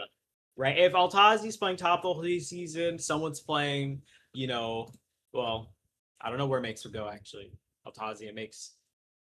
When I watch them play the same position, so I'm not 100%. But if everybody's in their main position and then Makes and Altazi, go to where they feel the most comfortable, I think this team could easily give a lot of financial and major issues. Absolutely, both and- players to keep an eye on. Mhm. So what keeps And, you from putting them as favorites? I think they could have some fun this season and not take Fair. it too seriously. right. But I think, when you have Altazi and Makes are so damn good, and then you have to remember that some of you don't know has also been a perennial elite mid laner, you have to kind of Who is apparently playing acknowledge ADC, just according how to serious it his chat. Even better. Mhm. It's happened. It happened to Even you. better. Normally, Even you're the one to better. call Well, it you know out, what? but- You know what? Actually, this makes sense with the state of bot lane.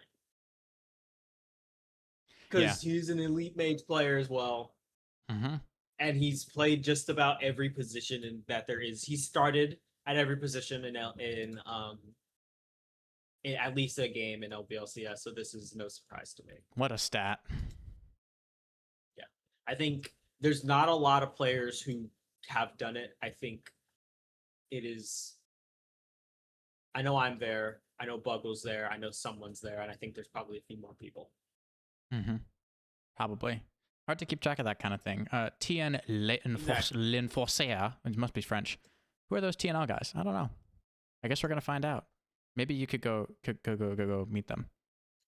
All right, we've got 1, 2, 3, 4, 5, 6 remaining teams. We can slot all of these teams into bubble, but I'm curious if there's teams that stand out as a different tier in your eyes.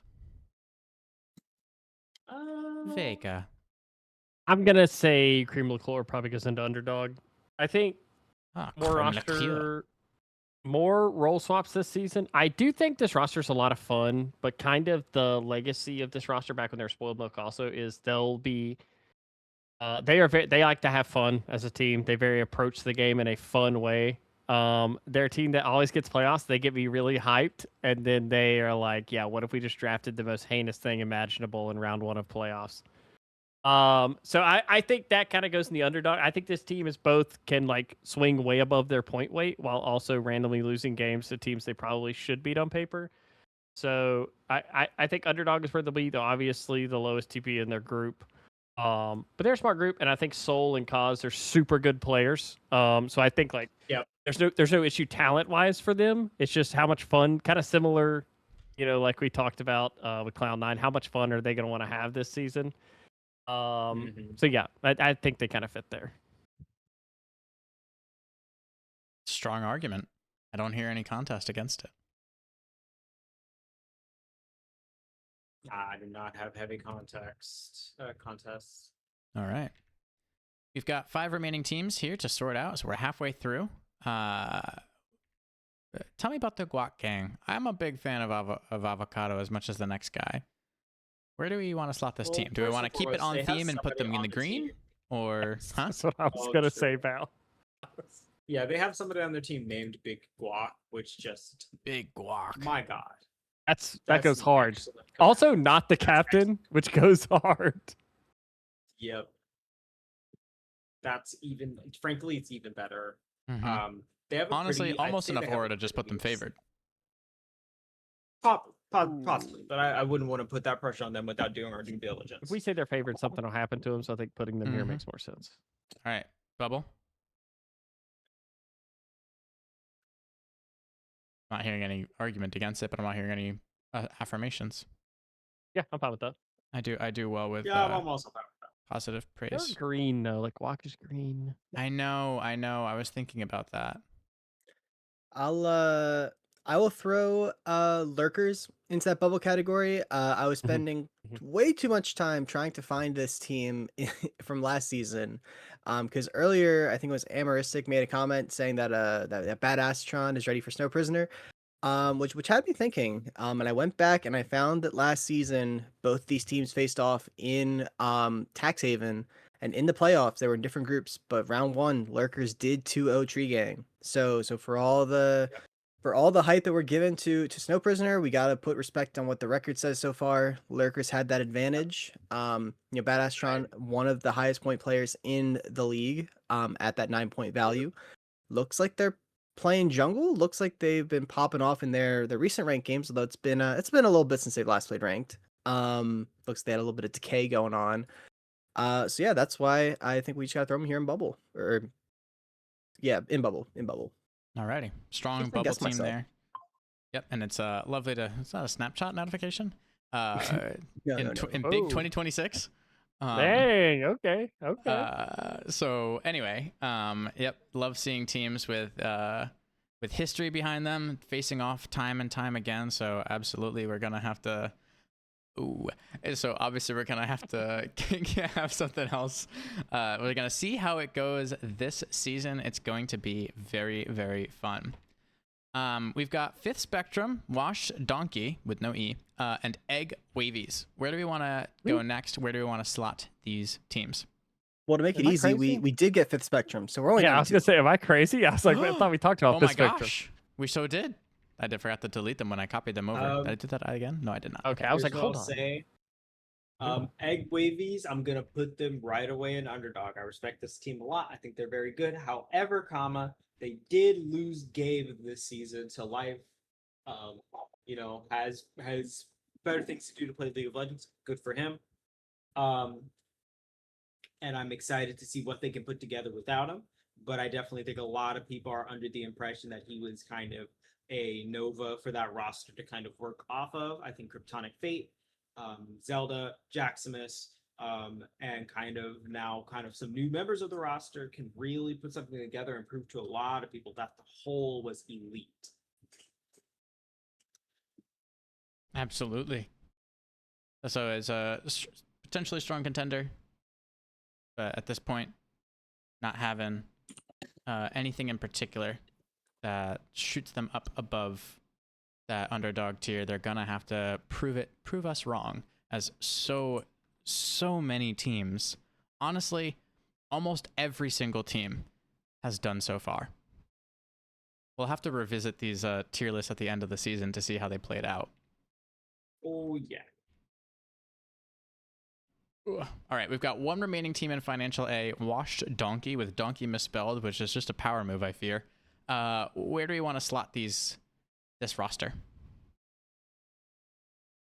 I will say that I was looking through this team's roster, and again, a lot of new names. To me, at least, I don't think these guys have played before, and it's not super clear who's going to be playing where. I see multiple people that look like top laners on paper to me. So I think just based on like the lack of not knowing where these guys are going to be at the start, I would throw them into underdog. Just kind of like let's see where these guys settle in before we give a super definitive take. Not saying that they're going to be bad. It's just we won't know till we see them on the Rift. Yeah, yet unproven quantities. Val, Vega, any contest against that? I think it's fun. Also, Got none. I just Got none. love the name Steam profile with just the standard NA1 as the tag. It's so good. That's really funny.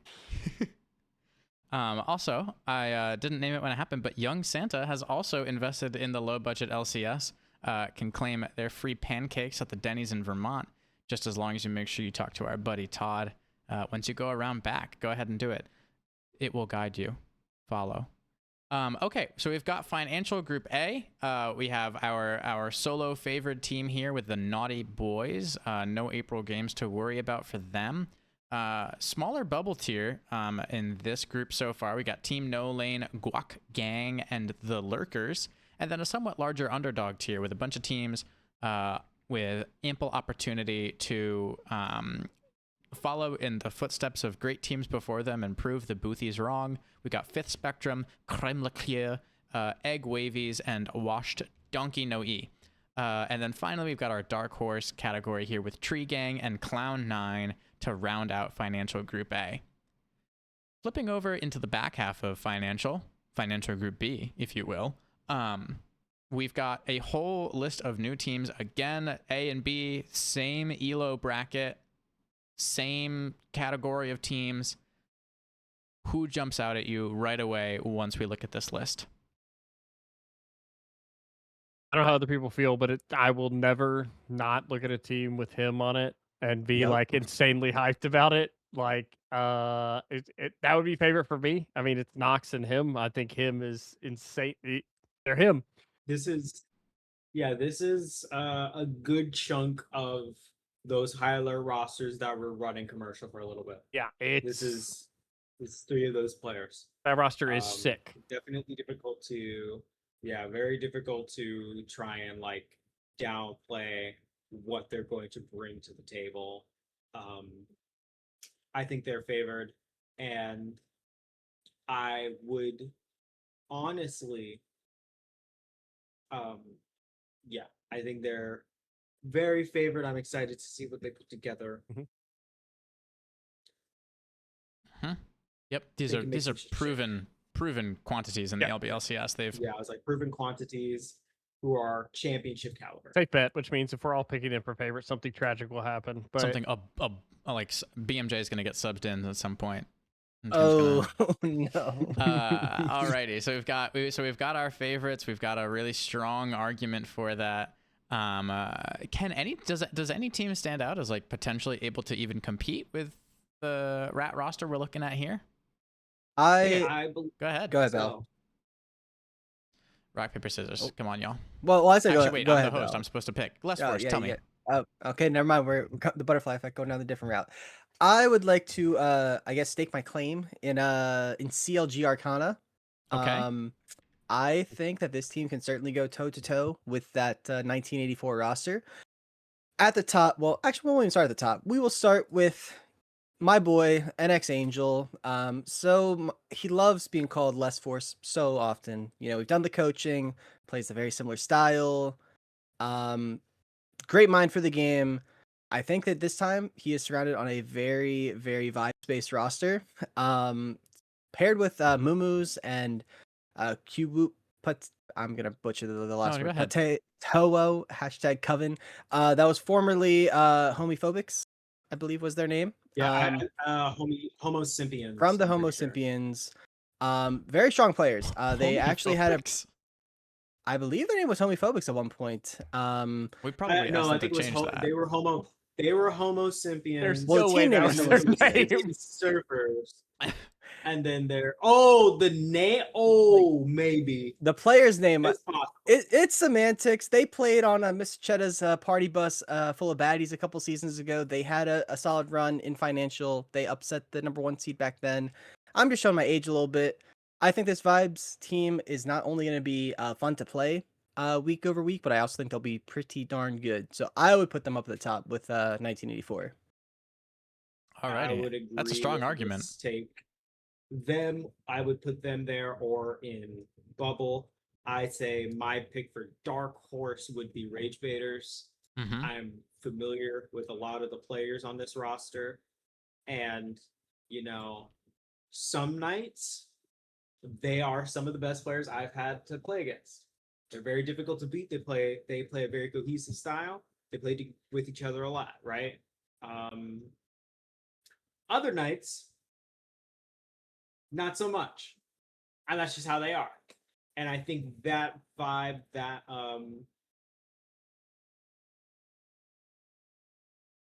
they are big time, one of those like teams that when they're on, they are on. right? You can't really do anything about how well they're playing. You just kind of have to sit there and watch them work. And when they're not on, it's a bit more difficult to watch their gameplay because they'll be doing what they want when they want, regardless of how good or bad it goes. And I think that makes them the perfect dark horse team. That's a beautifully strong put, dark horse Kyle. argument. I've never Yeah. heard an argument for dark horse stronger than that. Here's one. What if there Hit were me. 60 rats Fucking and Luffy was that's- on the team? All right. I mean, there's a lot. This is a very ratty little group here. Tell me about the 60 rats, Vega. I would kind of I mean, I'm a big Luffy fan, and I feel like Luffy always is like, when I say like dark horse, it's like similarly game to game. Luffy is flipping the game at like 4 minutes, and it's either going really well or it's not going very well at all. If this team were 70 rats, I would lean more into Bubble, but I think that 60 rats, like, okay. Put me in a room with 60 rats and like a bat, I think you're coming out. 70 rats is probably over the limit. But no, like a lot of names people know. Obviously they have the lowest or tied for the lowest TPE in the group. I do think it will be punching up for them if they do extremely well in this. But I do think there's a lot of names here that have done very well in LBLCS and other divisions, so I tend to lean towards that experience, and to a lesser degree of the other rats team, but still a lot of people I trust. Or don't trust coming to Luffy. Who knows? You trust and not trusting.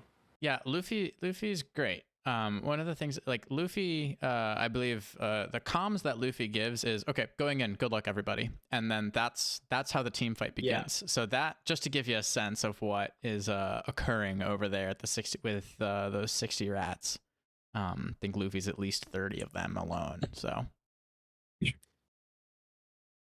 All right. So we've got our top, we've got our dark horse, and we've got our favorites. We've got a lot of slots left between Bubble and Underdog. Where do we want to slot these teams? I guess in a similar vibe to my argument for Fifth Spectrum last group, I think we should throw a couple of quackers in the Underdog category. Again, also had a pretty tough season last go around, but you know they've retooled the roster a little bit. A camped, long time, ancient LBLCS player. Ancient. Alongside, well, it's like if we're calling me ancient. like Wait. he's got to be ancient. We've been around since the same season. You guys aren't ancient. Yeah, I've been around longest, and I think I'm ancient. Fucking damn. Well, You're like on however Earth you or wanna here. call it. I know they've acquired a coach. Insider info: Youngster Joey is coaching these guys up in Jack's eyes. Wow. Yeah, Jack for everybody else, Jack just actually mogged us. Like, he turned to his camera and mogged us. Yeah, unreal. This is so unreal. I just So love Joey. just loves Joey. So I think Joey is going to teach them a specific style of how to play League of Legends. I think the team is going to follow that embodiment to a T. Will it lead to success?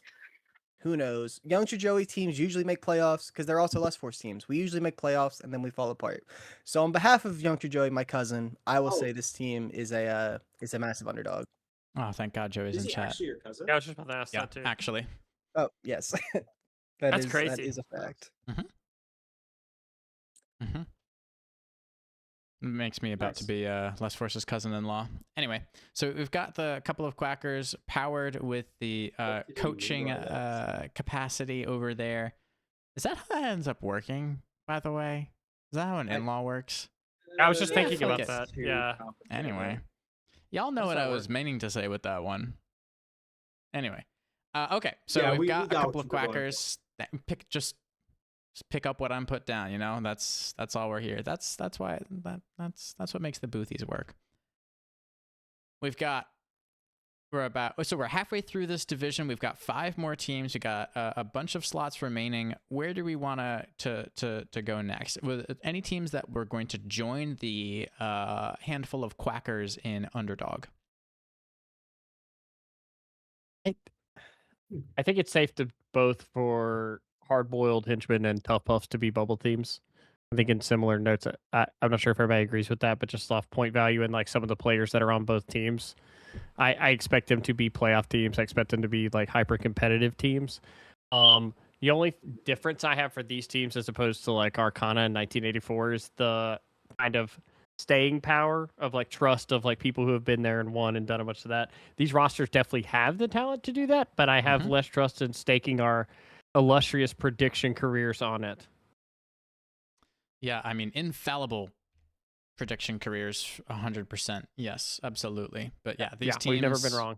We expect them to be in the playoff contention. We expect them to be holding that line down. They've got tenure. They've got what we know that they've got what it takes. We'll see if they're able to execute on it. Gumption. Oh, I love that word. They've got gumption. They've got gumption. That guy's actually in commercial, not. Oh, my bad. They don't have gumption. No gumption. Okay, we've got LPP Boys, Pot of Greed, and Los Lil Dig. Which of these three teams is immediately drawing in your eye? It's Exodus. I thought that was Exodia for a second on Lost Little Dig, and I was like, Exodia's not on Pot of Greed? That would have been funny. I mean, I think LPP Boys is an easy bubble team. They've been pretty solid, I feel like, the last few seasons. And I don't see any reason that will have to change. I feel like they are they went from a damn good commercial team to a damn good financial team in these last few seasons, and I feel like they're ready for this level of play. Agreed. I agree with that. It's gonna be, I mean, gonna be a great season. Financial is really shaping up to be quite the division, just between this division, this grouping, and then Financial Group A as well. It's going to be a lot of great personalities, a lot of great teams with a lot of history behind them, plus some newcomers just to spice things up. We've got two more teams here. We got Pot of Greed, we got Low Slow Dig. Let's start with Pot of Greed. Where do we want to slot this team? I lean bubble with this team. I think the talent is there. I think from a point perspective, they should be able to punch in this team. I think they're going to be on the bubble around playoffs. If you ask me today, like where to place them, it would not surprise me to see them be a playoff team. But also, like you said, I do think Financial is one of the hardest to predict because realistically, like almost every team in these groups, I could see placing into close to this bubble tier. But yeah, I think Pot of Greed in bubble tier makes sense. Okay. Valentine, Lestforce, any contest against that, or any thoughts about Low Slow Dig? Yeah, I mean, I can talk on Low Slow Dig. This, I don't know if you would call it an org. The team, Big Dig Summer has been around for several seasons. It looks like a lot of the kind of original core that was there, like the Jojo Purg and I'm sure I'm gonna misremember the names. It was like Micromancer. Like there were several names on that roster that are no longer here.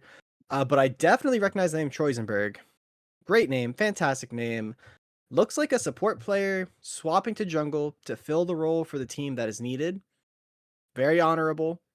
I see some Sejuani games in here, so I see you. That was the first thing that came to mind.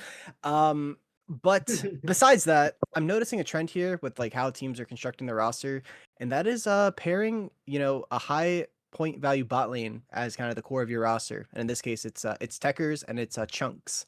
They're two highest point players in the bot lane.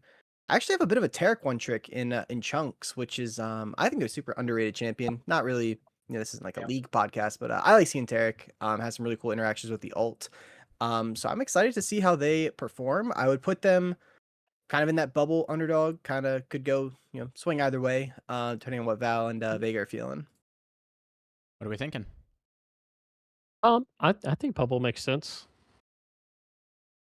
Val? I've got nothing. Alrighty. In that case, we've got Financial sorted out. Up here in the favorites, we've got TRK 1984 and CLG Arcana as the two favorite teams there, perhaps with a little lean towards the 1984 roster. In the bubble tier, we've got the Eatin' Good Gamin' Hard Boiled Henchmen, the Tough Puffs, the LPP Boys, Pot of Greed, and Los Lil Dig coming in to round out the top 7 rosters there. The couple of quackers in the underdog realm, although Sasam, saying that they're not knowing about the quackers, prove us wrong. That's a great. Oh, guys, we have 69 viewers. Prove us wrong. It's a Nice. great opportunity. Very nice. And then we've got our dark horse candidates. We've got the rage baiters there with the argument so eloquently made by Val, and the 60 rats as well. Very ratty little group here. And precipitosity. That's not that bad. So we've got this roster sorted out. Moving on up into the audit tier, we've got another set of teams. I believe it's 9. 2, 3, 4, 5. We do 6, have 7, another 8, set of teams. 9. Yeah, We've got 9. We got 9 teams here. It's going to be lovely. Somebody dropped out. 3 people dropped out. So we've got 66 now. Oh, because you said that. Because I said that. They just, I don't know. People don't like me. So we've got a bunch of teams here. We've got another OML squad. I don't know if you guys are feeling like just keeping the theme going and putting them in favorites, but what teams immediately jump out to you? Huh? I said I heard it's the year of LML, so It's it'd the be year like of kind of messed up LML. not voting towards the top. I mean, like I recognize pretty much everyone on this roster. Jagged, Ambu, Payne, Jolito. If my memory doesn't mistake me, I believe this is the Amumu specialist. I think I've played against Jolito before. I mean, they look pretty well rounded. Looks like even their subs are like no slouches in the rank department. I don't know if I would put them in the favorite category. I'd probably put them more in terms of the bubble, but I am open to hearing if the others think otherwise. OML easy peasy. That's a good shout. Mm-hmm. Yeah, OML easy peasy. This is a good one. I will also say I do think this team is going to be very good. They also, on top of having what I believe is like the core of OML easy, they also have added the bot lane of the Open Nexus, I believe, in Thulam and Biani. I would go bubble for them personally because I think there is a team that I would put firmly, probably by themselves, in favor this Okay. season. Before you reveal that take, any contest against putting the OML Easy Peasy squad up in the bubble? The bubble? The bubble. Bubbert. Bubbert. Rename it to Bubbert. Rename it the Bubbert. All right, Valentine, let it rip. What do you got from us here for your absolute favorites for audit? Hill Country Pirates, baby. Tell me more. I always loved what this team puts together. I love this team. Juggernaut and Delash on D have generally been like just one of the most destructive duos in whatever league they've been in. I think they were in commercial. Then they came to audit, and I think they've been in audit ever since. Someone could correct me if I'm wrong. But that is very much kind of their realm of terror. Chill again, and this kind of bench unit they have, I believe this is the first season I'm seeing one man Holy War, and I feel like this is the type of player who absolutely pushes them into the kind of area they've wanted to be in, which is like that true blue, hard to deny them a deep playoff run kind of vibe. Mm-hmm. Mm-hmm. That is a glowing endorsement of the Pill Country Pirates. Vega, is there anything that you'd like to add to that, or is there another team that stands out to you either as a potential favorite or just stands out overall? I wholeheartedly agree with Val there. I don't know that there's another team I believe kind of stands next to them there. But I do want to say Bubble Team, shout out to Hardstuck Casterlo.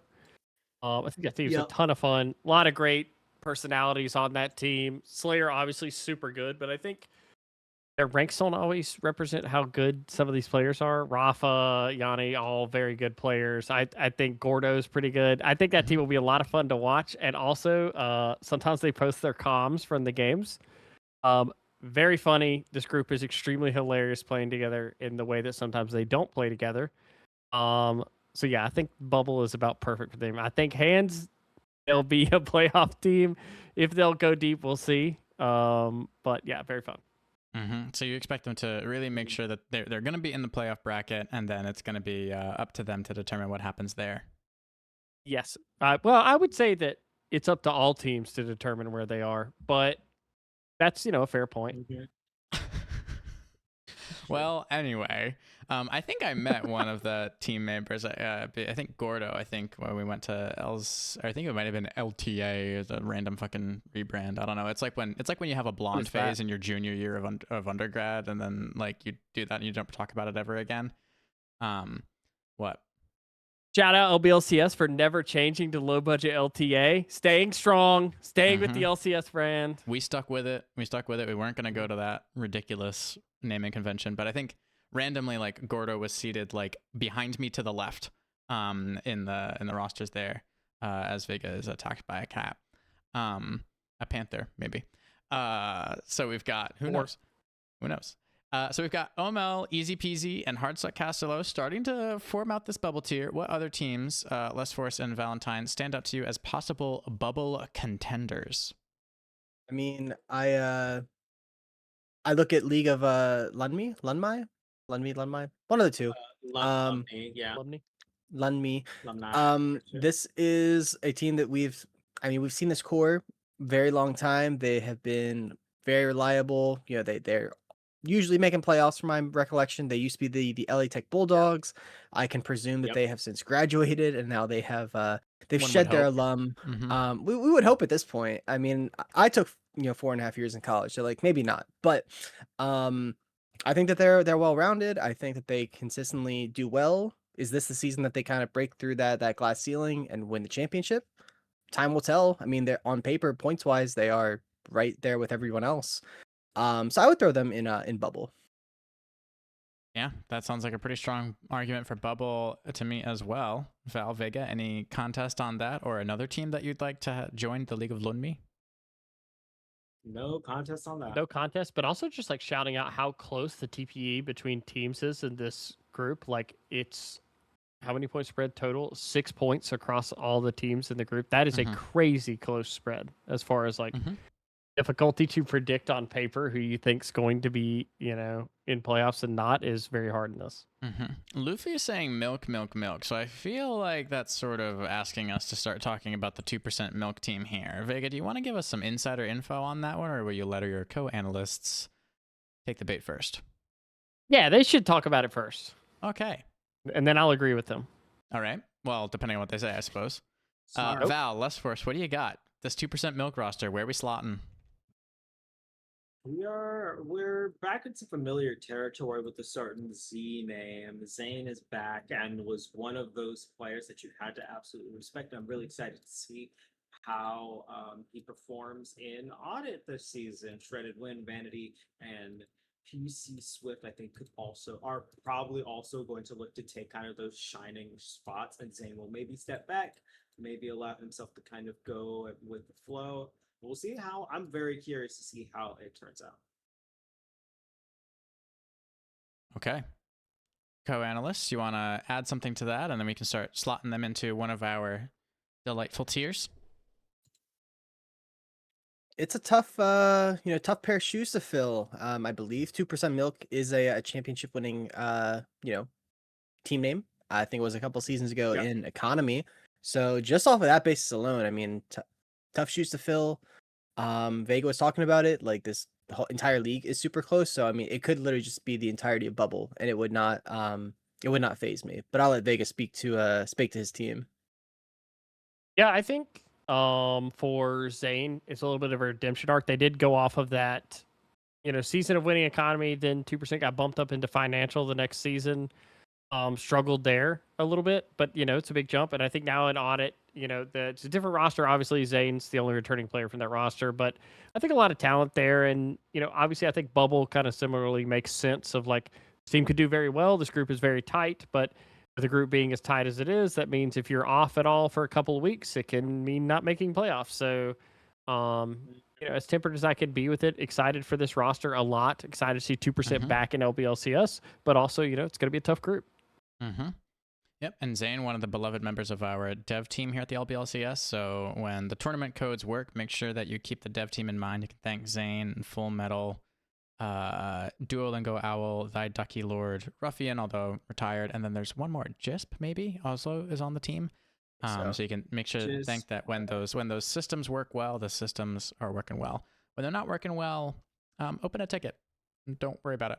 Alrighty, we've got 2 remaining spots in bubble and 4 remaining teams. So we're gonna have to start making some decisions here. Which of these teams is the first one we're going to put outside the bubble tier? I'll get that ball rolling. Team skill disparity. I mean, we can make the argument for underdog. We can make the argument for dark horse. Dark horse maybe specifically because of their highest point player that kind of got them up here into audit. That being fatal hashtag Lataf backwards fatal. 2.5 million mastery points on Yasuo is a little, that is like kind of the the embodiment of dark horse, right? We're saying like can beat anybody, can lose versus anybody. That's like a Yasuo player in a nutshell. Once that gets banned, I'm curious to see what else they've got in the bag. I would assume that probably gets banned out a decent bit. And then I just really like the name family friendly hashtag NA2 on their roster. Just the implication that like they didn't want to make it default, just family friendly NA1. They like went out of their way to put the 2. I'm just a big fan of that. So I'd put them in dark horse. MMM 6000. I just wanna I'll interrupt real quick just to say, yep, thank you very much. We're very glad to have you in here. We're very glad to have you joining in, and we hope to keep seeing you around the streams and around the league as we go forward. So thank you for joining. We wouldn't be able to talk about you if you weren't here. True that. True. All right, we've got Wow, team skill that was disparity. crazy. We've got team skill disparity in this dark horse tier. Although Lestforce, you seemed a little hesitant, maybe an underdog tier. Val, Vega, do either of you guys want to put your finger on the scales to tip it over to the underdog category? I would agree with underdog. I think this is one of those teams where you're definitely more anticipating to see how everybody, the expectation is that Fatal is gonna be putting together a solid season regardless. Whereas, it's more of a coin toss with everybody else because the big number is next to their name. So I'm really excited to see how everybody else stacks up. But I think it naturally leads to them kind of being in that underdog spot before we give them that credit. Yeah. Vega, you're the tiebreaker. Underdog? Dark horse? Yeah, I think What I'm do gonna we lean got? underdog. I think I'm gonna lean underdog because I have another team in mind for dark horse. Hit me with it. I'm gonna throw Flaming Flamingos in the dark horse one, and my reasoning is I don't know if everyone is like pulling up the like op.gg's all these teams, but Jamie X on this team has 1,600 games played this season. That is a next level dedication of grinding. That is an insane amount of. I mean, if I'm looking at this correctly, yeah, it's with the 51% win rate, which across Yeah, wow. 1,600 games is pretty nuts. Like that is a level of grinding. I mean, guys, I've played 20 games this season. I haven't played any. Yeah, it's I am a big proponent of, grinders get success, like people who dedicate time get success. People who really, grind it out, I mean, I think that big fan of grinder. Yeah. But yeah, I just tend to be like, as someone who has worked on the coaching side for a long time and like worked with that, players who know matchups because they play so much of the game, they have expectations of what's going to happen in the game, things like that. And if you're one of the highest point players on your team and you play that much, I think that is super good to have on your team, especially in an 80 carry role, because that is like mental strength. If you play 1,600 games of 80 carry solo queue, you are mentally strong. No matter what happens this season, it's gonna be okay. You've seen the worst. Certainly there. So that adds dark horse Real grinder as a flavor. Real grinder. And we love grinder. All right. We got Red Lobster Dumpster Dive and we got Ribbit Revolution as our 2 remaining teams. Now we do have 2 slots left in Bubble. Is that where we're planning on slotting these teams, or just one of them stand out, or both of them stand out as potentially not quite there? The way you phrased that statement, like, I think it just broke me mentally. Just broke mentally. Oh, I It was mean, like- this is just. It was circuitous. This to me, What this do is with one of team? those Team teams go that bubble? actually Team no feels go bubble? kind of- I feel like this team is actually very solid across the board. What team? Red Lobster Dumpster Dive, which great name. Great name. Yeah, Fantastic. I would put them bubble. You just have five players who are currently Emerald on the cusp of Diamond. They all play a decent amount of ranked, other than their highest point player, who is obviously their highest point player, probably because they don't play a lot of ranked, right? That's how they get you. That's Log 9000, such a good name. That's I'll a point great out one. my Swampert, I believe it is. Camille Jungle Player. Just adding that to the list of like kind of gross things that I've been seeing scrolling through these links. The Kamungle. That's awesome. Yep, that's the Yep. one. That's the one, the very one and only. All right, we got Rivet Revolution, and then we are settled for the Audit League. Where are we leaving these? It's not the frogs? Kumgle? I'm sorry. Where are we putting Rivet Revolution? I'm trying to go back and find, because all these channels are hidden now. I'm trying to find where Ribbit finished last season. I know they've played a couple seasons in the past. Of course, the sheet that I'm trying to find, I can't find it. I know these guys are very good vibes players. I remember they've just been pleasant members of the league in the past. Points wise, again, this league is so condensed between like the TPEs that I wouldn't put it past us to have any team, in that bubble underdog category. Mhm. I'll throw them into underdog just because of my own shortcomings and not being able to find them on how they did last season off the top of my head. Mhm. But someone can certainly, vouch for them otherwise. We got two more analysts right here. Valentine, Vega, what do you guys want to do with this here team? If Vega wants to buy some time for me, I'm currently looking for if they were here in season 16. Yeah, That was I subtle. mean, Vega, would you like to buy some time? yeah, I would love to buy some time. Time is actually one of my favorite things to buy. Purchasing time, getting time, having time. All of those are things I like. Also, River Evolution got a. Actually, I'm gonna stop talking about logos probably forever. I think big shout out to this team for actually filling out the roster. I feel like roster slots are something that teams don't use enough of, and they have a full roster here all the way down the list. Very nice spread of points. Obviously, Thomas X, very good player. No bias. Milkshake. #milk. Obviously, love that. Val, just Fantastic. anytime you're ready, just tab back in here. Okay. We've done a bit of searching. Last appearance in River Revolution, actually season 15, not season 16. This was the audit, one of the more fun audit communities of Tree Gang, Pill Country Pirates, MSG, High, Kega, and the Four Melees, that group. Really just an absolute very fun division. Capalongus too, right? And Boxier Squirrel. There are some, Milkshake, I believe Milkshake, Mumble, not Mumble, Noodle, and Kira, but also Chubtoad went up 3 points since the last time we saw them in season 15. That's a big win. I think that season, I believe they were just outside of playoffs, but I still think, that came down to a tie.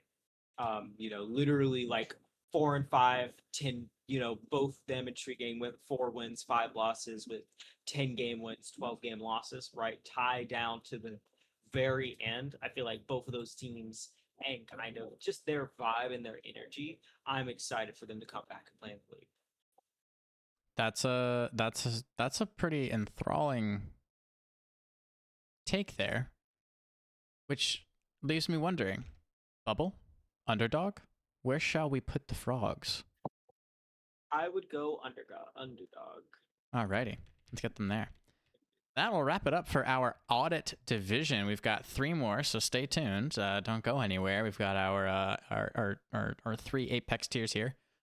Here we've got the Pill Country Pirates with a absolutely ardent review from Valentine as our favored team here in the audit division. We've got a healthily filled out bubble tier with OML, Easy Peasy, Hardstuck, Casterlow, League of Lunmi, 2% Milk, and Red Lobster Dumpster Dive. And then our remaining 3 teams here, we've got Team Skill Disparity and Ribbit Revolution over in the underdog tier, just waiting just chomping at the bit to punch into that bubble. And then we've got our dark horse team, Flaming Flamingos, which will certainly be one of those ones to keep an eye on as we go through the season. Kaboom, we've got the executive tier. I just want to heads up everybody that this team here that you see, the TANM KVSB JR, that is pronounced Tom Kench Jr. So there we go. Yeah. Just like it reads. Obviously. What else would it be? I don't see the confusion. I don't know why we even went through that, to be honest. But it's your show, Jack. Just well, I mean it's like our show, right? Alrighty. So we've got Yes, Captain. We've got a bunch of I think I did hit that one. We got a bunch of teams here. Let's start sorting. What teams immediately jump out to you? What do we got? I think it's got to start at the top. Five Musketeers got to be in that favored category. They gotta be. This team should. I don't think that they'll be too offended that I say they should have won it all last season. This is, I believe, the same starting roster that played last go round. Vacantech, super strong top laner. I've been on multiple teams with him before. Youngster Joey, we can just skip right past him. No, he's gotten a lot cleaner in his play since we've split up.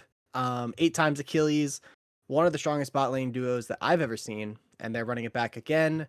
Funky Odor, super reliable, kind of that mid lane control mage player, will pair very well with Youngster Joey.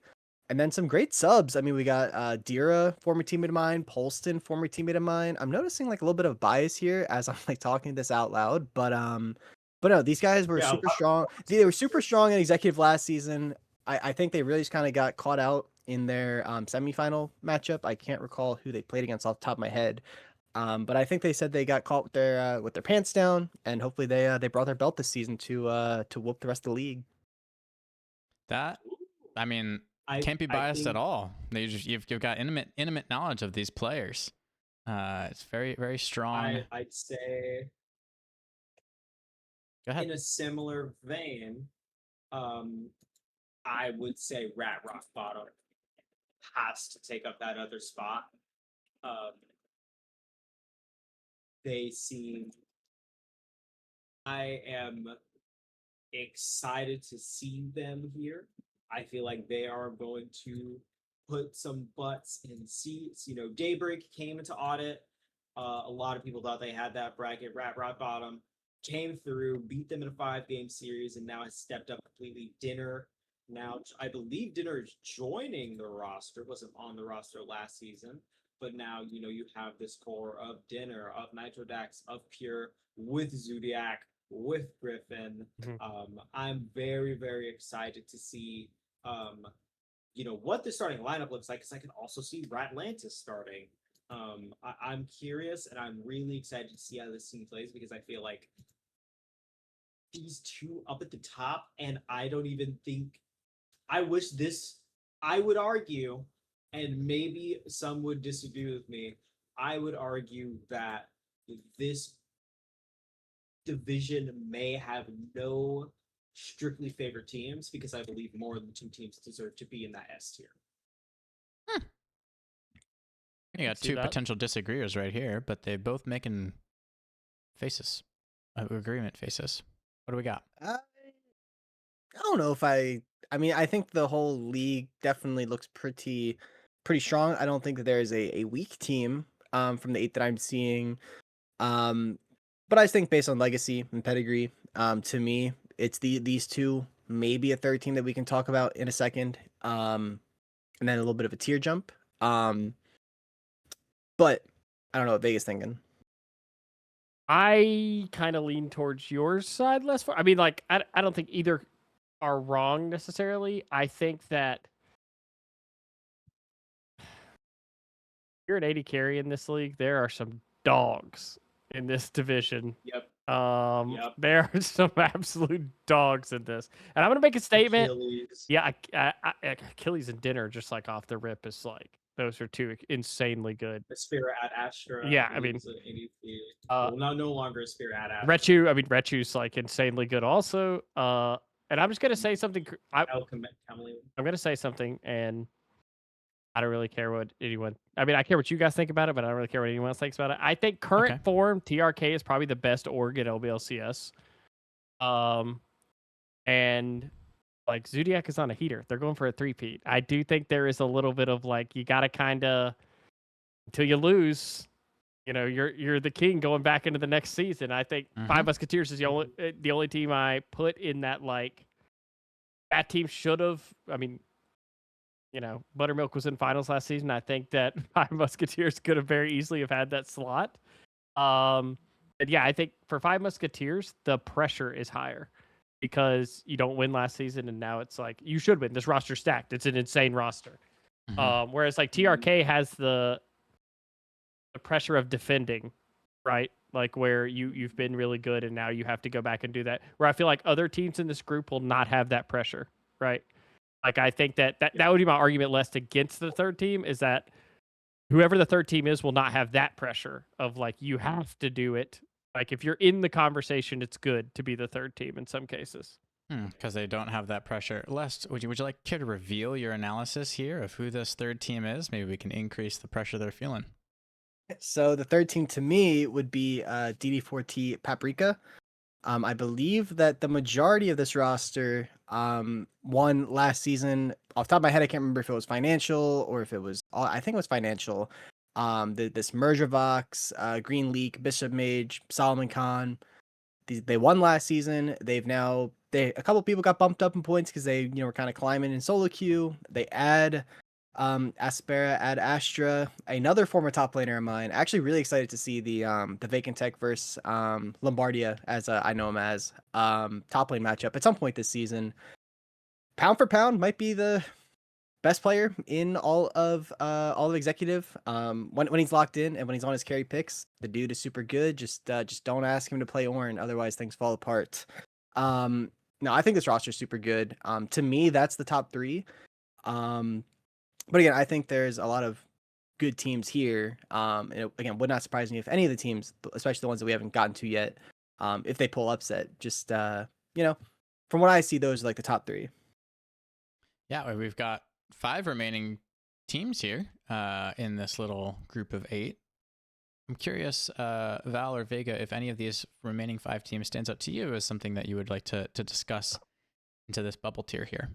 We do not have enough bubble tier slots to slot all of these teams in bubble tier, so we will be forced to underdog or dark horse at least one of these teams.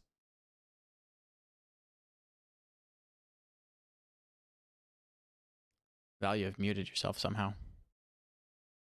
Hi. I believe Daybreak has the capability of being up there with those top 3 teams. I felt they came into last season firing, hard and fast. Finished the season 11-1. Didn't really give other teams much space to breathe.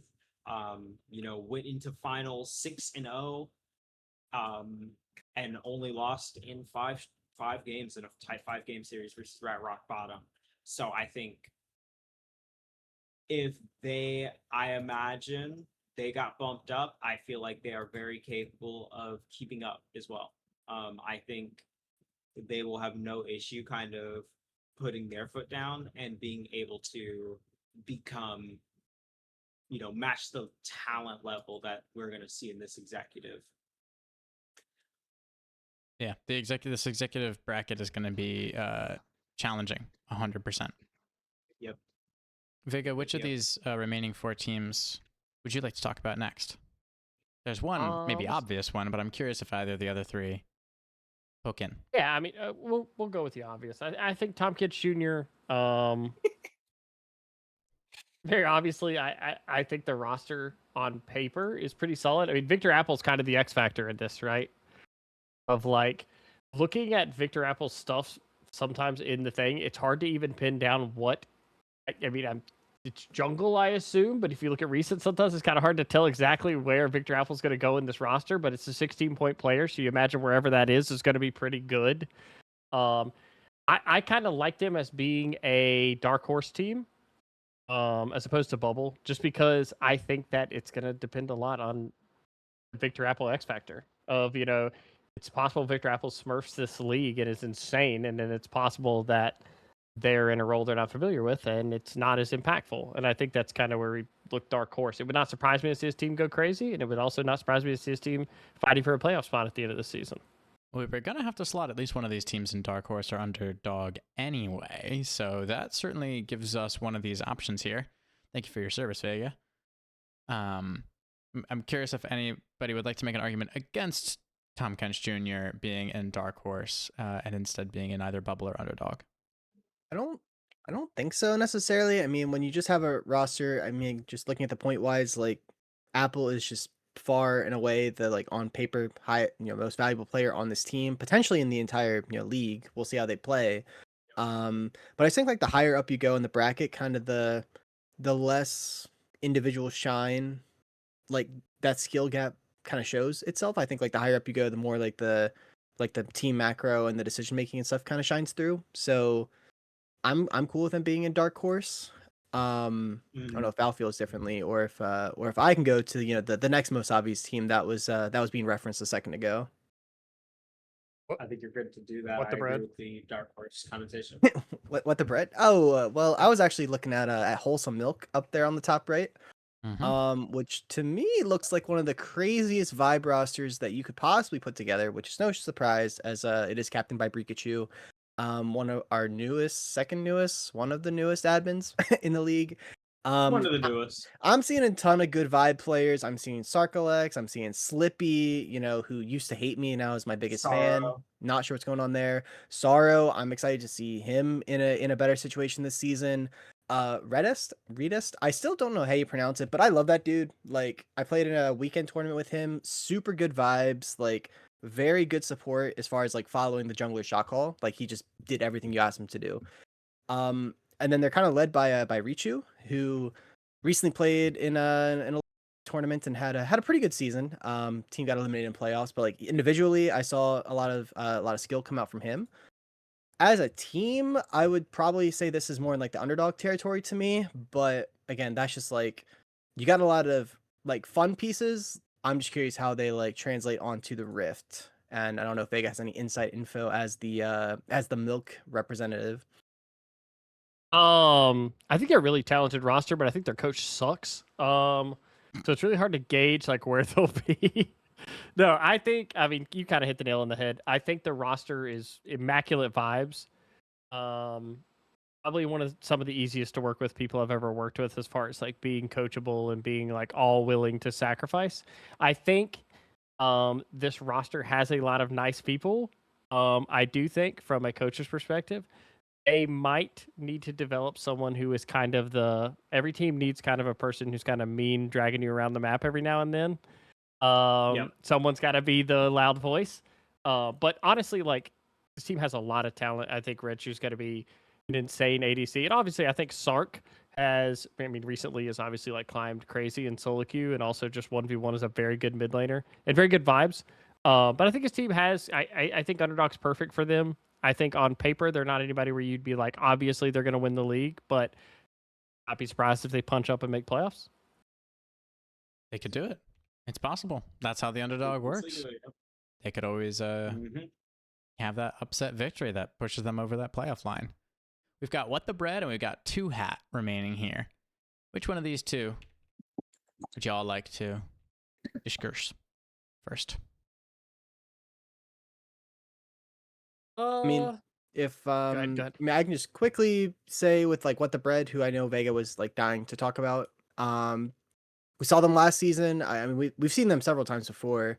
Last season they actually had a pretty good go of it. In last season, it was Audit. Now they're kind of up in Executive. Kind of following Daybreak and TRK Rock Bottom.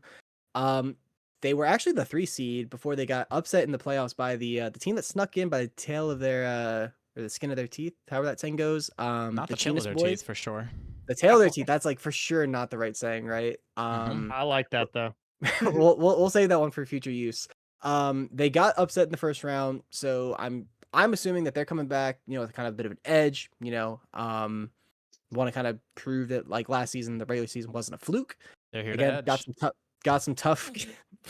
Been edging all off season. I'll put them in bubble as a result. All right, we got What the Bread going on into the Yeah. bubble tier. And then that just leaves us with one remaining team, 2 hat. 2 hat. Where 2 shall we hat. slot?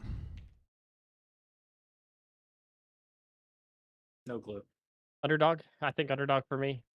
I think good example of a roster I would love to see come together and do really well. But on paper, I don't know enough about them to really speak outside of like the point value. They're lowest TPE in the thing, but not by a huge margin. I'm only 1 point below What the Bread. So I think like underdog kind of fits for them of like I'd love to see them punch up and do well, but Mm-hmm. just don't yet to put on paper. All right. Yet to be determined. The underdog rosters always make a good habit of proving us wrong, so that's always a lot of fun. And that rounds out our executive tier list, which just gives us 2 more. We've got our favored tier teams here, the 5 Musketeers and Rat Rock Bottom, with DD4T Paprika not far behind in this battle of giants. We got Team Daybreak and What the Bread rounding out the bubble tier here. Wholesome Milk and 2 hat coming up in the underdog slots. Then we've got Tom Kench Jr., the team whose pronunciation is as dark horse as their ranking. That leaves us with our final Apex tiers. I don't know why I just did that. We got CEO and we've got the Shareholders League, but we're going to start with CEO first. We got 8 teams here. Which teams immediately jump out to y'all as teams we need to discuss immediately? Come on. It's team volatility. Come on. It's Got it, team team volatility. volatility. We got to talk about team volatility first. What a roster. Holy moly. If you put together an LBLCS All-Stars, this would be it. I mean, outside of the LBLCS All-Stars, Holy that does shit. happen. Like, it literally is all the way down. Even the subs are just like, Yeah. just no. like insane community members. It's like this roster is crazy. On the Rift, who knows? Off the Rift, though, so cool. Such a good roster. All right, that's a lot of hype. That feels like favored tier to me. I'm fine with it. If you feel that way, Jack, Yeah, I'm fine with that. On paper, this is one of the most disgusting rosters ever assembled. You could imagine like probably 5 different starting lineups with this. Yeah. With these 8 players? How many players is this? 9 players. 9. Nine. With these 9 players, and all of them could make a strong argument for taking the title within reason. So I would say this is a favorite team. Yeah, Jordan so I Hoodie see, saying, nice. That's so good. All That's so good. Take it away, Lestforce. So Yeah. like I think it's just only fitting that like I do the this means war, right?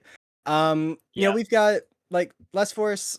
I've been, on hiatus from League of Legends, I'm I have not been playing too much as of late. Some may say I'm washed. We'll have to see if that comes to fruition. Breadwater and Bear, they've been on the GeoGuessr grind. They're not on the solo queue grind as of late.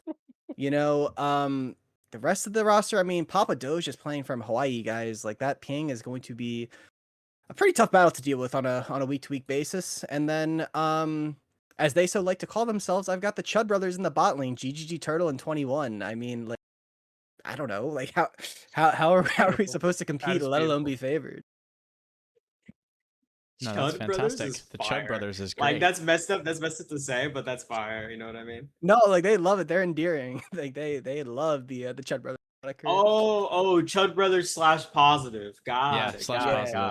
Got it. We do a little chudding. Yep. Says Okay. 21 in the chat. 21 in chat. Yeah. That's beautiful. I can only imagine the pure content that those comms must be. We actually have been playing a lot of Flex Queue this weekend to somewhat get ready for the season. Gotta try. So I do. Oh, they're both here. They're both the Chud brothers. I think we're feeling good. We're feeling good. Excellent work. Excellent work. All right. Can any team in the remaining list even come close to slotting into that second favorite slot, or are we looking into the bubble, underdog, and dark horse tier hereafter? I think we have to be reasonable and say Zohar and Peeps is right there. I would feel wrong not to like point that out right away. They are in a very talented team, and I think it would be foolish of us not to acknowledge that they're also up there. And I think D4T Pepper also has some merit to be in that conversation. Yeah, I agree with that. Both techs. Yeah, I will say for Zohair and Peeps, I mean Zohair I would say is the second best jungler I've ever had to play against in the kind of the comp scene as a whole. I've played against him a couple times in some paid leagues. Gran He's Torino number super- 1, yeah. Well, Gran Torino is like the winningest player in LBLCS history. It would actually be Daily Peaches who I had the hardest time with. Gran Torino, very very good. No shade to Gran Torino, former teammate. Zohair, Reno. super strong player. Wild Terry in the top lane. Arcadius down in the bot lane. Like top to bottom, this is probably like unbiased opinion. Probably your perceived favorite going into the season. It'll be tough to beat. Yeah, absolutely. Super strong team.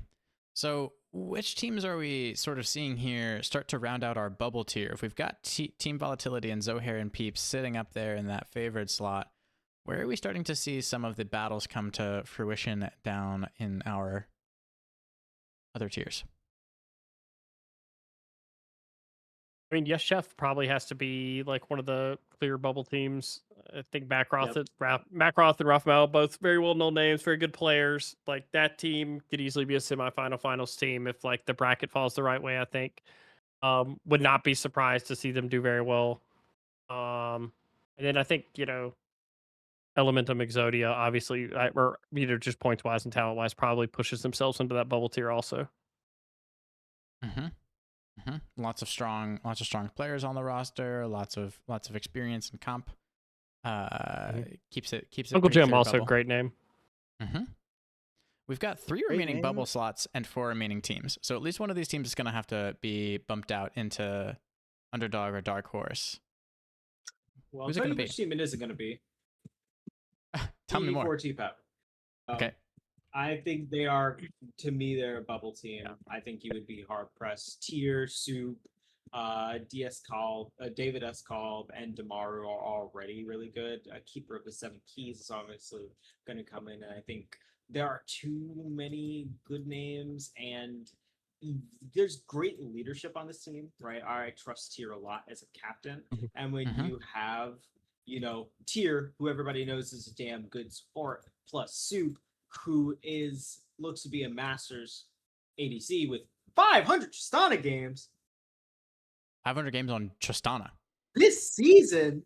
Yeah, I feel like if you're scouting this team, there's a clear ban 1. Yeah, yeah, that's wild. But yeah, I think I think DD4T Pepper is to me a bubble team that I feel like we cannot push to the wayside. And then I think in a similar convo, I think Wiley's little comic should take up our dark horse spot. Okay. Their top point player is actively in game with Cupid right now. Little fun fact: Seva was taking a look at their stuff. So dude's like 800 LP, was 1,000 earlier this season. That's gonna go back to my point from. I've already forgotten which team we were talking about in the last group. I think it was the Tom Kent Jr. Like how far can that one star player take you the higher up the bracket you go? And that's gonna be the question for Willie's little comics. Yep, and they're really relying on that to be a super boost to their performance. So we shall see how that ends up. And seeing how the other members of the roster step up and assist that. So we've got 2 more teams here. We got OML Uyghurs and Little Tiny Baby Michael. Let's start with the Uyghurs or Uyghurs. Who knows? But it's another OML squad. I've heard it's the year of OML. People are saying that all over the place. Where do we want to slot this team? Great question. I kind of put them in underdog in my mind, not because I think there's a lack of talent there. I think that one thing you see all of our top teams kind of have that we picked is they kind of have a clear ball handler, somebody who's gonna be you have to play around that person constantly. You have to be weary of that one. Whereas I think Uyghurs don't have that. Not necessarily that they don't have it on the roster, but at least looking at the roster, I don't know that it exists. One may emerge this season, and I think we've talked about it in all of our divisions, but some teams win through team play, and this could be an example of that. But for that, I think it's underdog. We don't know enough yet about who's going to kind of emerge from this roster to be that. So I think underdog right now. Okay. Not hearing any dissent from our fellow analysts, so I'll let one of the other two give us an argument for where little tiny baby Michael is going to find himself on this tier list. Well, first off, their captain has an adorable Pokemon as their name. Mhm. Agreed. Steel is super cute. This is like one of those teams that's like, damn, this is a really solid across the board team. I think, damn near whole starting lineup is Diamond, and I think they're going to be one of those teams. I think similar to Uyghurs, where you're going to have to kind of blow down their wall with your like best player, and that's how you break through them. Because if you're going to try to beat them holistically, you might have a bit of trouble trying to like break them down as a team. I'm really excited to see how strong they are as a unit, because I feel like that is how they're going to get the edge. I would still put them in underdog. All of that said, Spheal is an adorable Pokemon. Like, if I know the Pokemon, that means it's got some name brand value. Because I'm pretty illiterate when it comes to that kind of stuff.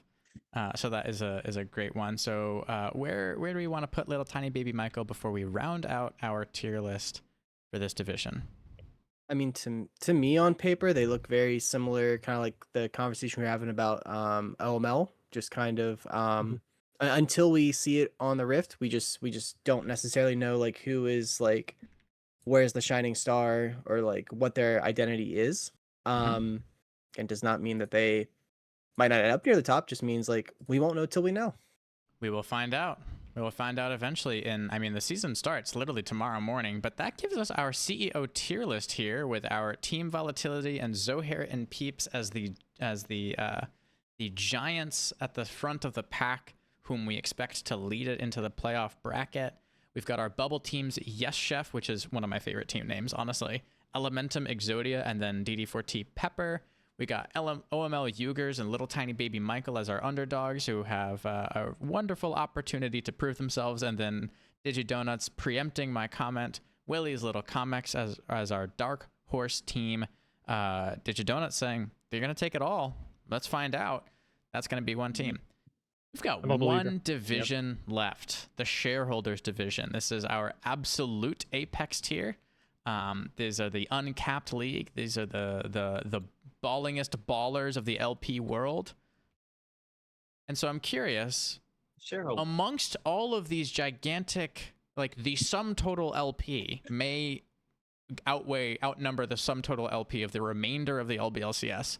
Which teams jump out to you? Which players jump out to you? Where are we going to start this tier list?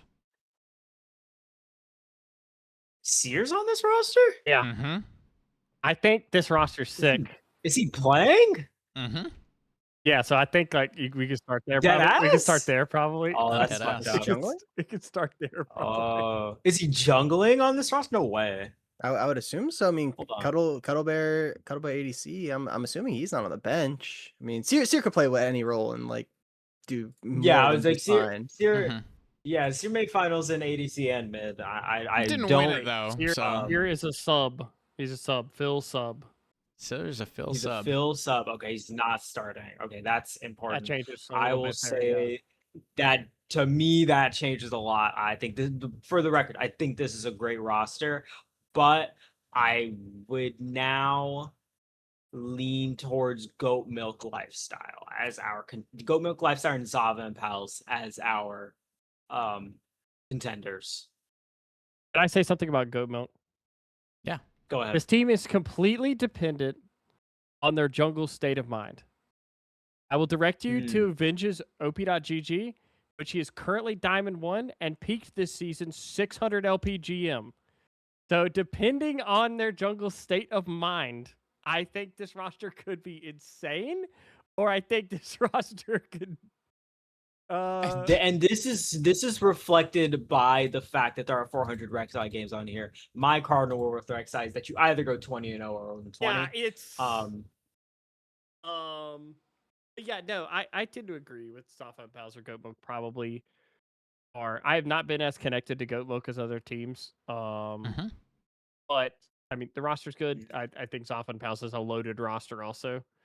But I think those two. Yeah, I think South and Pass are loaded. Yeah, I think those two teams probably have the most like returning talent, like star power, ability to like have somebody kind of take over the game, different players on the roster. Whereas I think we'll have other teams where they do have really good players, or maybe one or two players that are super good. These rosters are very good top to bottom. Yep. That's where I'm at. And I would say AP Krogma Ludens is also in that bubble tier. Yeah. Loose Lucky, Vexrax, Prism, so many good players Prism's sick. on Prism's that sick. team already.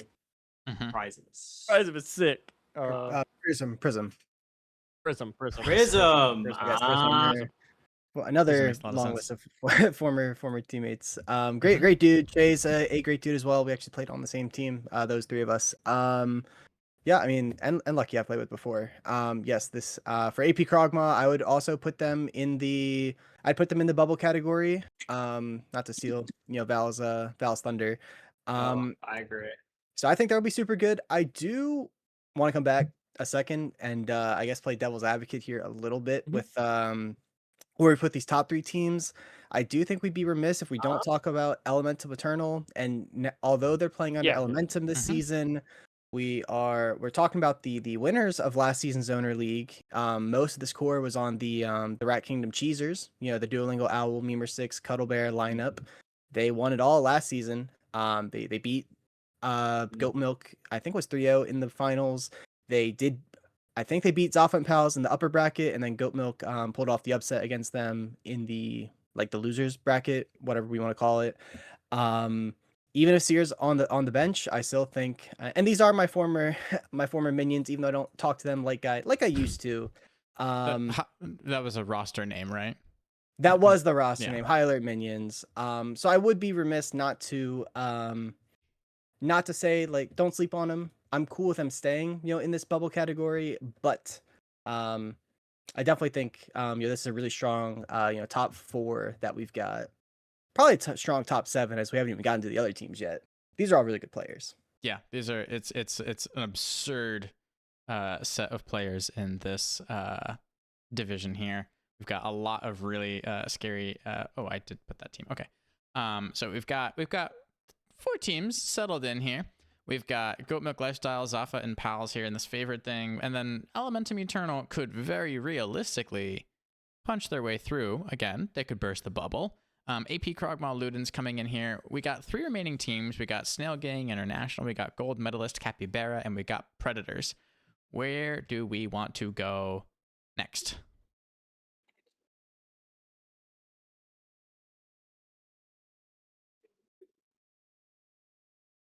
If nobody else has any strong thoughts, I mean, we look at Snail Gang International. I mean, first of all, what a name. Yeah, that's good. What a name for a team, and then a lot of these players on the roster.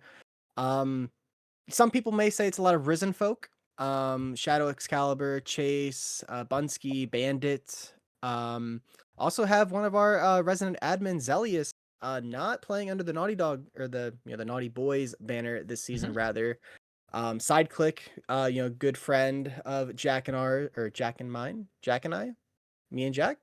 I think this roster will be good. I don't exactly know who's playing where. You got a lot of high point total players, but until we kind of see where people are shaking out, I'd probably put them in underdog. But I certainly wouldn't be shocked if they swing above that. All right, we've got an underdog contender here. Any contest against the underdog ranking for Snail Gang International? No, I agree with that. Alrighty. We got 2 teams left. Let's talk about the gold medalist Capybara. What we got? Where are we putting them? I would think underdog or bubble is good for them. I feel like they have one of their roster, I think, ends up being a little more top heavy than a lot of the ones. But it still feels properly spread out. I think I would have to watch their first game to really get a feel, but I think they're a team that I want to keep a close eye on because they look fun. Yeah, I agree with that. Alrighty. So agree with underdog or agree with bubble? Where are we leaning them there? got the space. We can put them Yep. wherever we want. Kind of lean underdog. Okay. Yeah, Because let's we give don't them- know. underdog. Yeah, just because we don't know. Let's give them some excitement. The Predators. Where shall we slot them? Dark Horse. I was wondering if we You were got going to get PB a dark horse Bears. team here. Yeah, I think so. Yeah, I mean, PB Bears, Daisy, and/or Swiftly. Abdigas is on this roster, Dark which horse. That's a dark feels horse like roster. they Dark horse. were It doesn't Dark part matter horse. if he's of starting or some- not. Immediate dark horse roster. Yeah, yeah, that's kind of those are the mainstay names near the top of the roster. Not the Abdigas, but like the other two. I think there's a lot of energy. I'm very curious to see what they do this season because I feel like there is low expect. I feel like nobody's like, oh, Predators are going to take this whole thing away, which means they've got so much runway. You know what I mean? Mm-hmm. They've got a lot of space to just prove people wrong, and that is mad fun. Yeah, and now I was wondering if we were going to get a dark horse roster here. Obviously, we don't have to put a team in every single tier, but it is always fun to have at least one dark horse, especially in that tier. That tier is just a lot of fun to start tossing teams into. Yeah, This agreed. is looking like we got a tier list done and dusted here for the shareholders division. We got Goat Milk Lifestyle, Zafa and Pals in our favored tier here with really strong rosters. Elementum Eternal and AP Krogmaw Ludens, both of them very real. Like, I don't think any of us would be surprised if either of those two teams burst through the bubble and punched up in against our favored tier here. We got the underdog, Snail Gang International, and gold medalist Capybara. The animals, I guess. Capybara, snail. Those are animals. Yeah, those are animals. Who can, but they can really take the fight. They're scrappy. And then we've got Predators in our dark horse tier, ready to make all of our predictions go awry. That is the entirety of the LBLCS for this season 17. I am very excited to see how this season shakes out. Every single division has something interesting about it. Every single stream matters. I guarantee we're gonna get to the end. We're gonna get to like the last 2.5, 3 weeks, and we're gonna have so much excitement in terms of who's gonna make it into playoffs. The playoff brackets are gonna be fascinating. I'm super excited. I'm picking up from my boothies that there's some excitement from y'all here as well. I mean, absolutely. Obviously, start of the season, we try to keep the the streams running hot. We'll see when I'm able to squeeze one in this weekend. Of course, this week one I'm super busy. If my match is not on Sunday, maybe I try to squeeze one in on Sunday. I heard rumors there might be a Friday one. We'll see whenever the other hooligans are around. Yeah, super excited. Especially to see these new teams that again, like we can judge them based off what we see on an OPGG, but it's what's on the Rift that's like gonna tell us more than any ranks are gonna be able to. Vega, how are you feeling about the Agreed. season? I'm just super hyped. I think it says a lot about the quality of the league and how hard it is at times for us to place teams, or how, kind of back and forth we go on like who we think might be the best teams and things like that. And every division, it feels like every year gets harder and harder to like tell who the clear favorites are. And there's so many storylines because we've gone through so many seasons here, and there's so many players that have won, returning, new players, new faces, new teams. It's just super exciting. Every season, the roof is the floor. It's a crazy fun league with a ton of hard work from a lot of people that went into making this happen, and we are very proud of it. Valentine, how are you feeling about the season? I am super excited. This is probably one of the most excited I've been as a spectator. Just from looking outside of my own league, I'm very excited to kind of get involved and really be an active watcher this season. Yeah, very excited. It's going to be a great one. I said excited like 5 times. But we're excited. That's what we are. And also, we've been talking for 2 hours and 45 minutes. So I think that's fair. We did set the time of 2 hours as our target. So that went about as well as everyone predicted it would. That's gonna do it for the booth season 1 or season 17 episode 1 with the roster shakedown here. I cannot extend enough gratitude to my fellow boothies, Vega, Valentine, and Lestforce.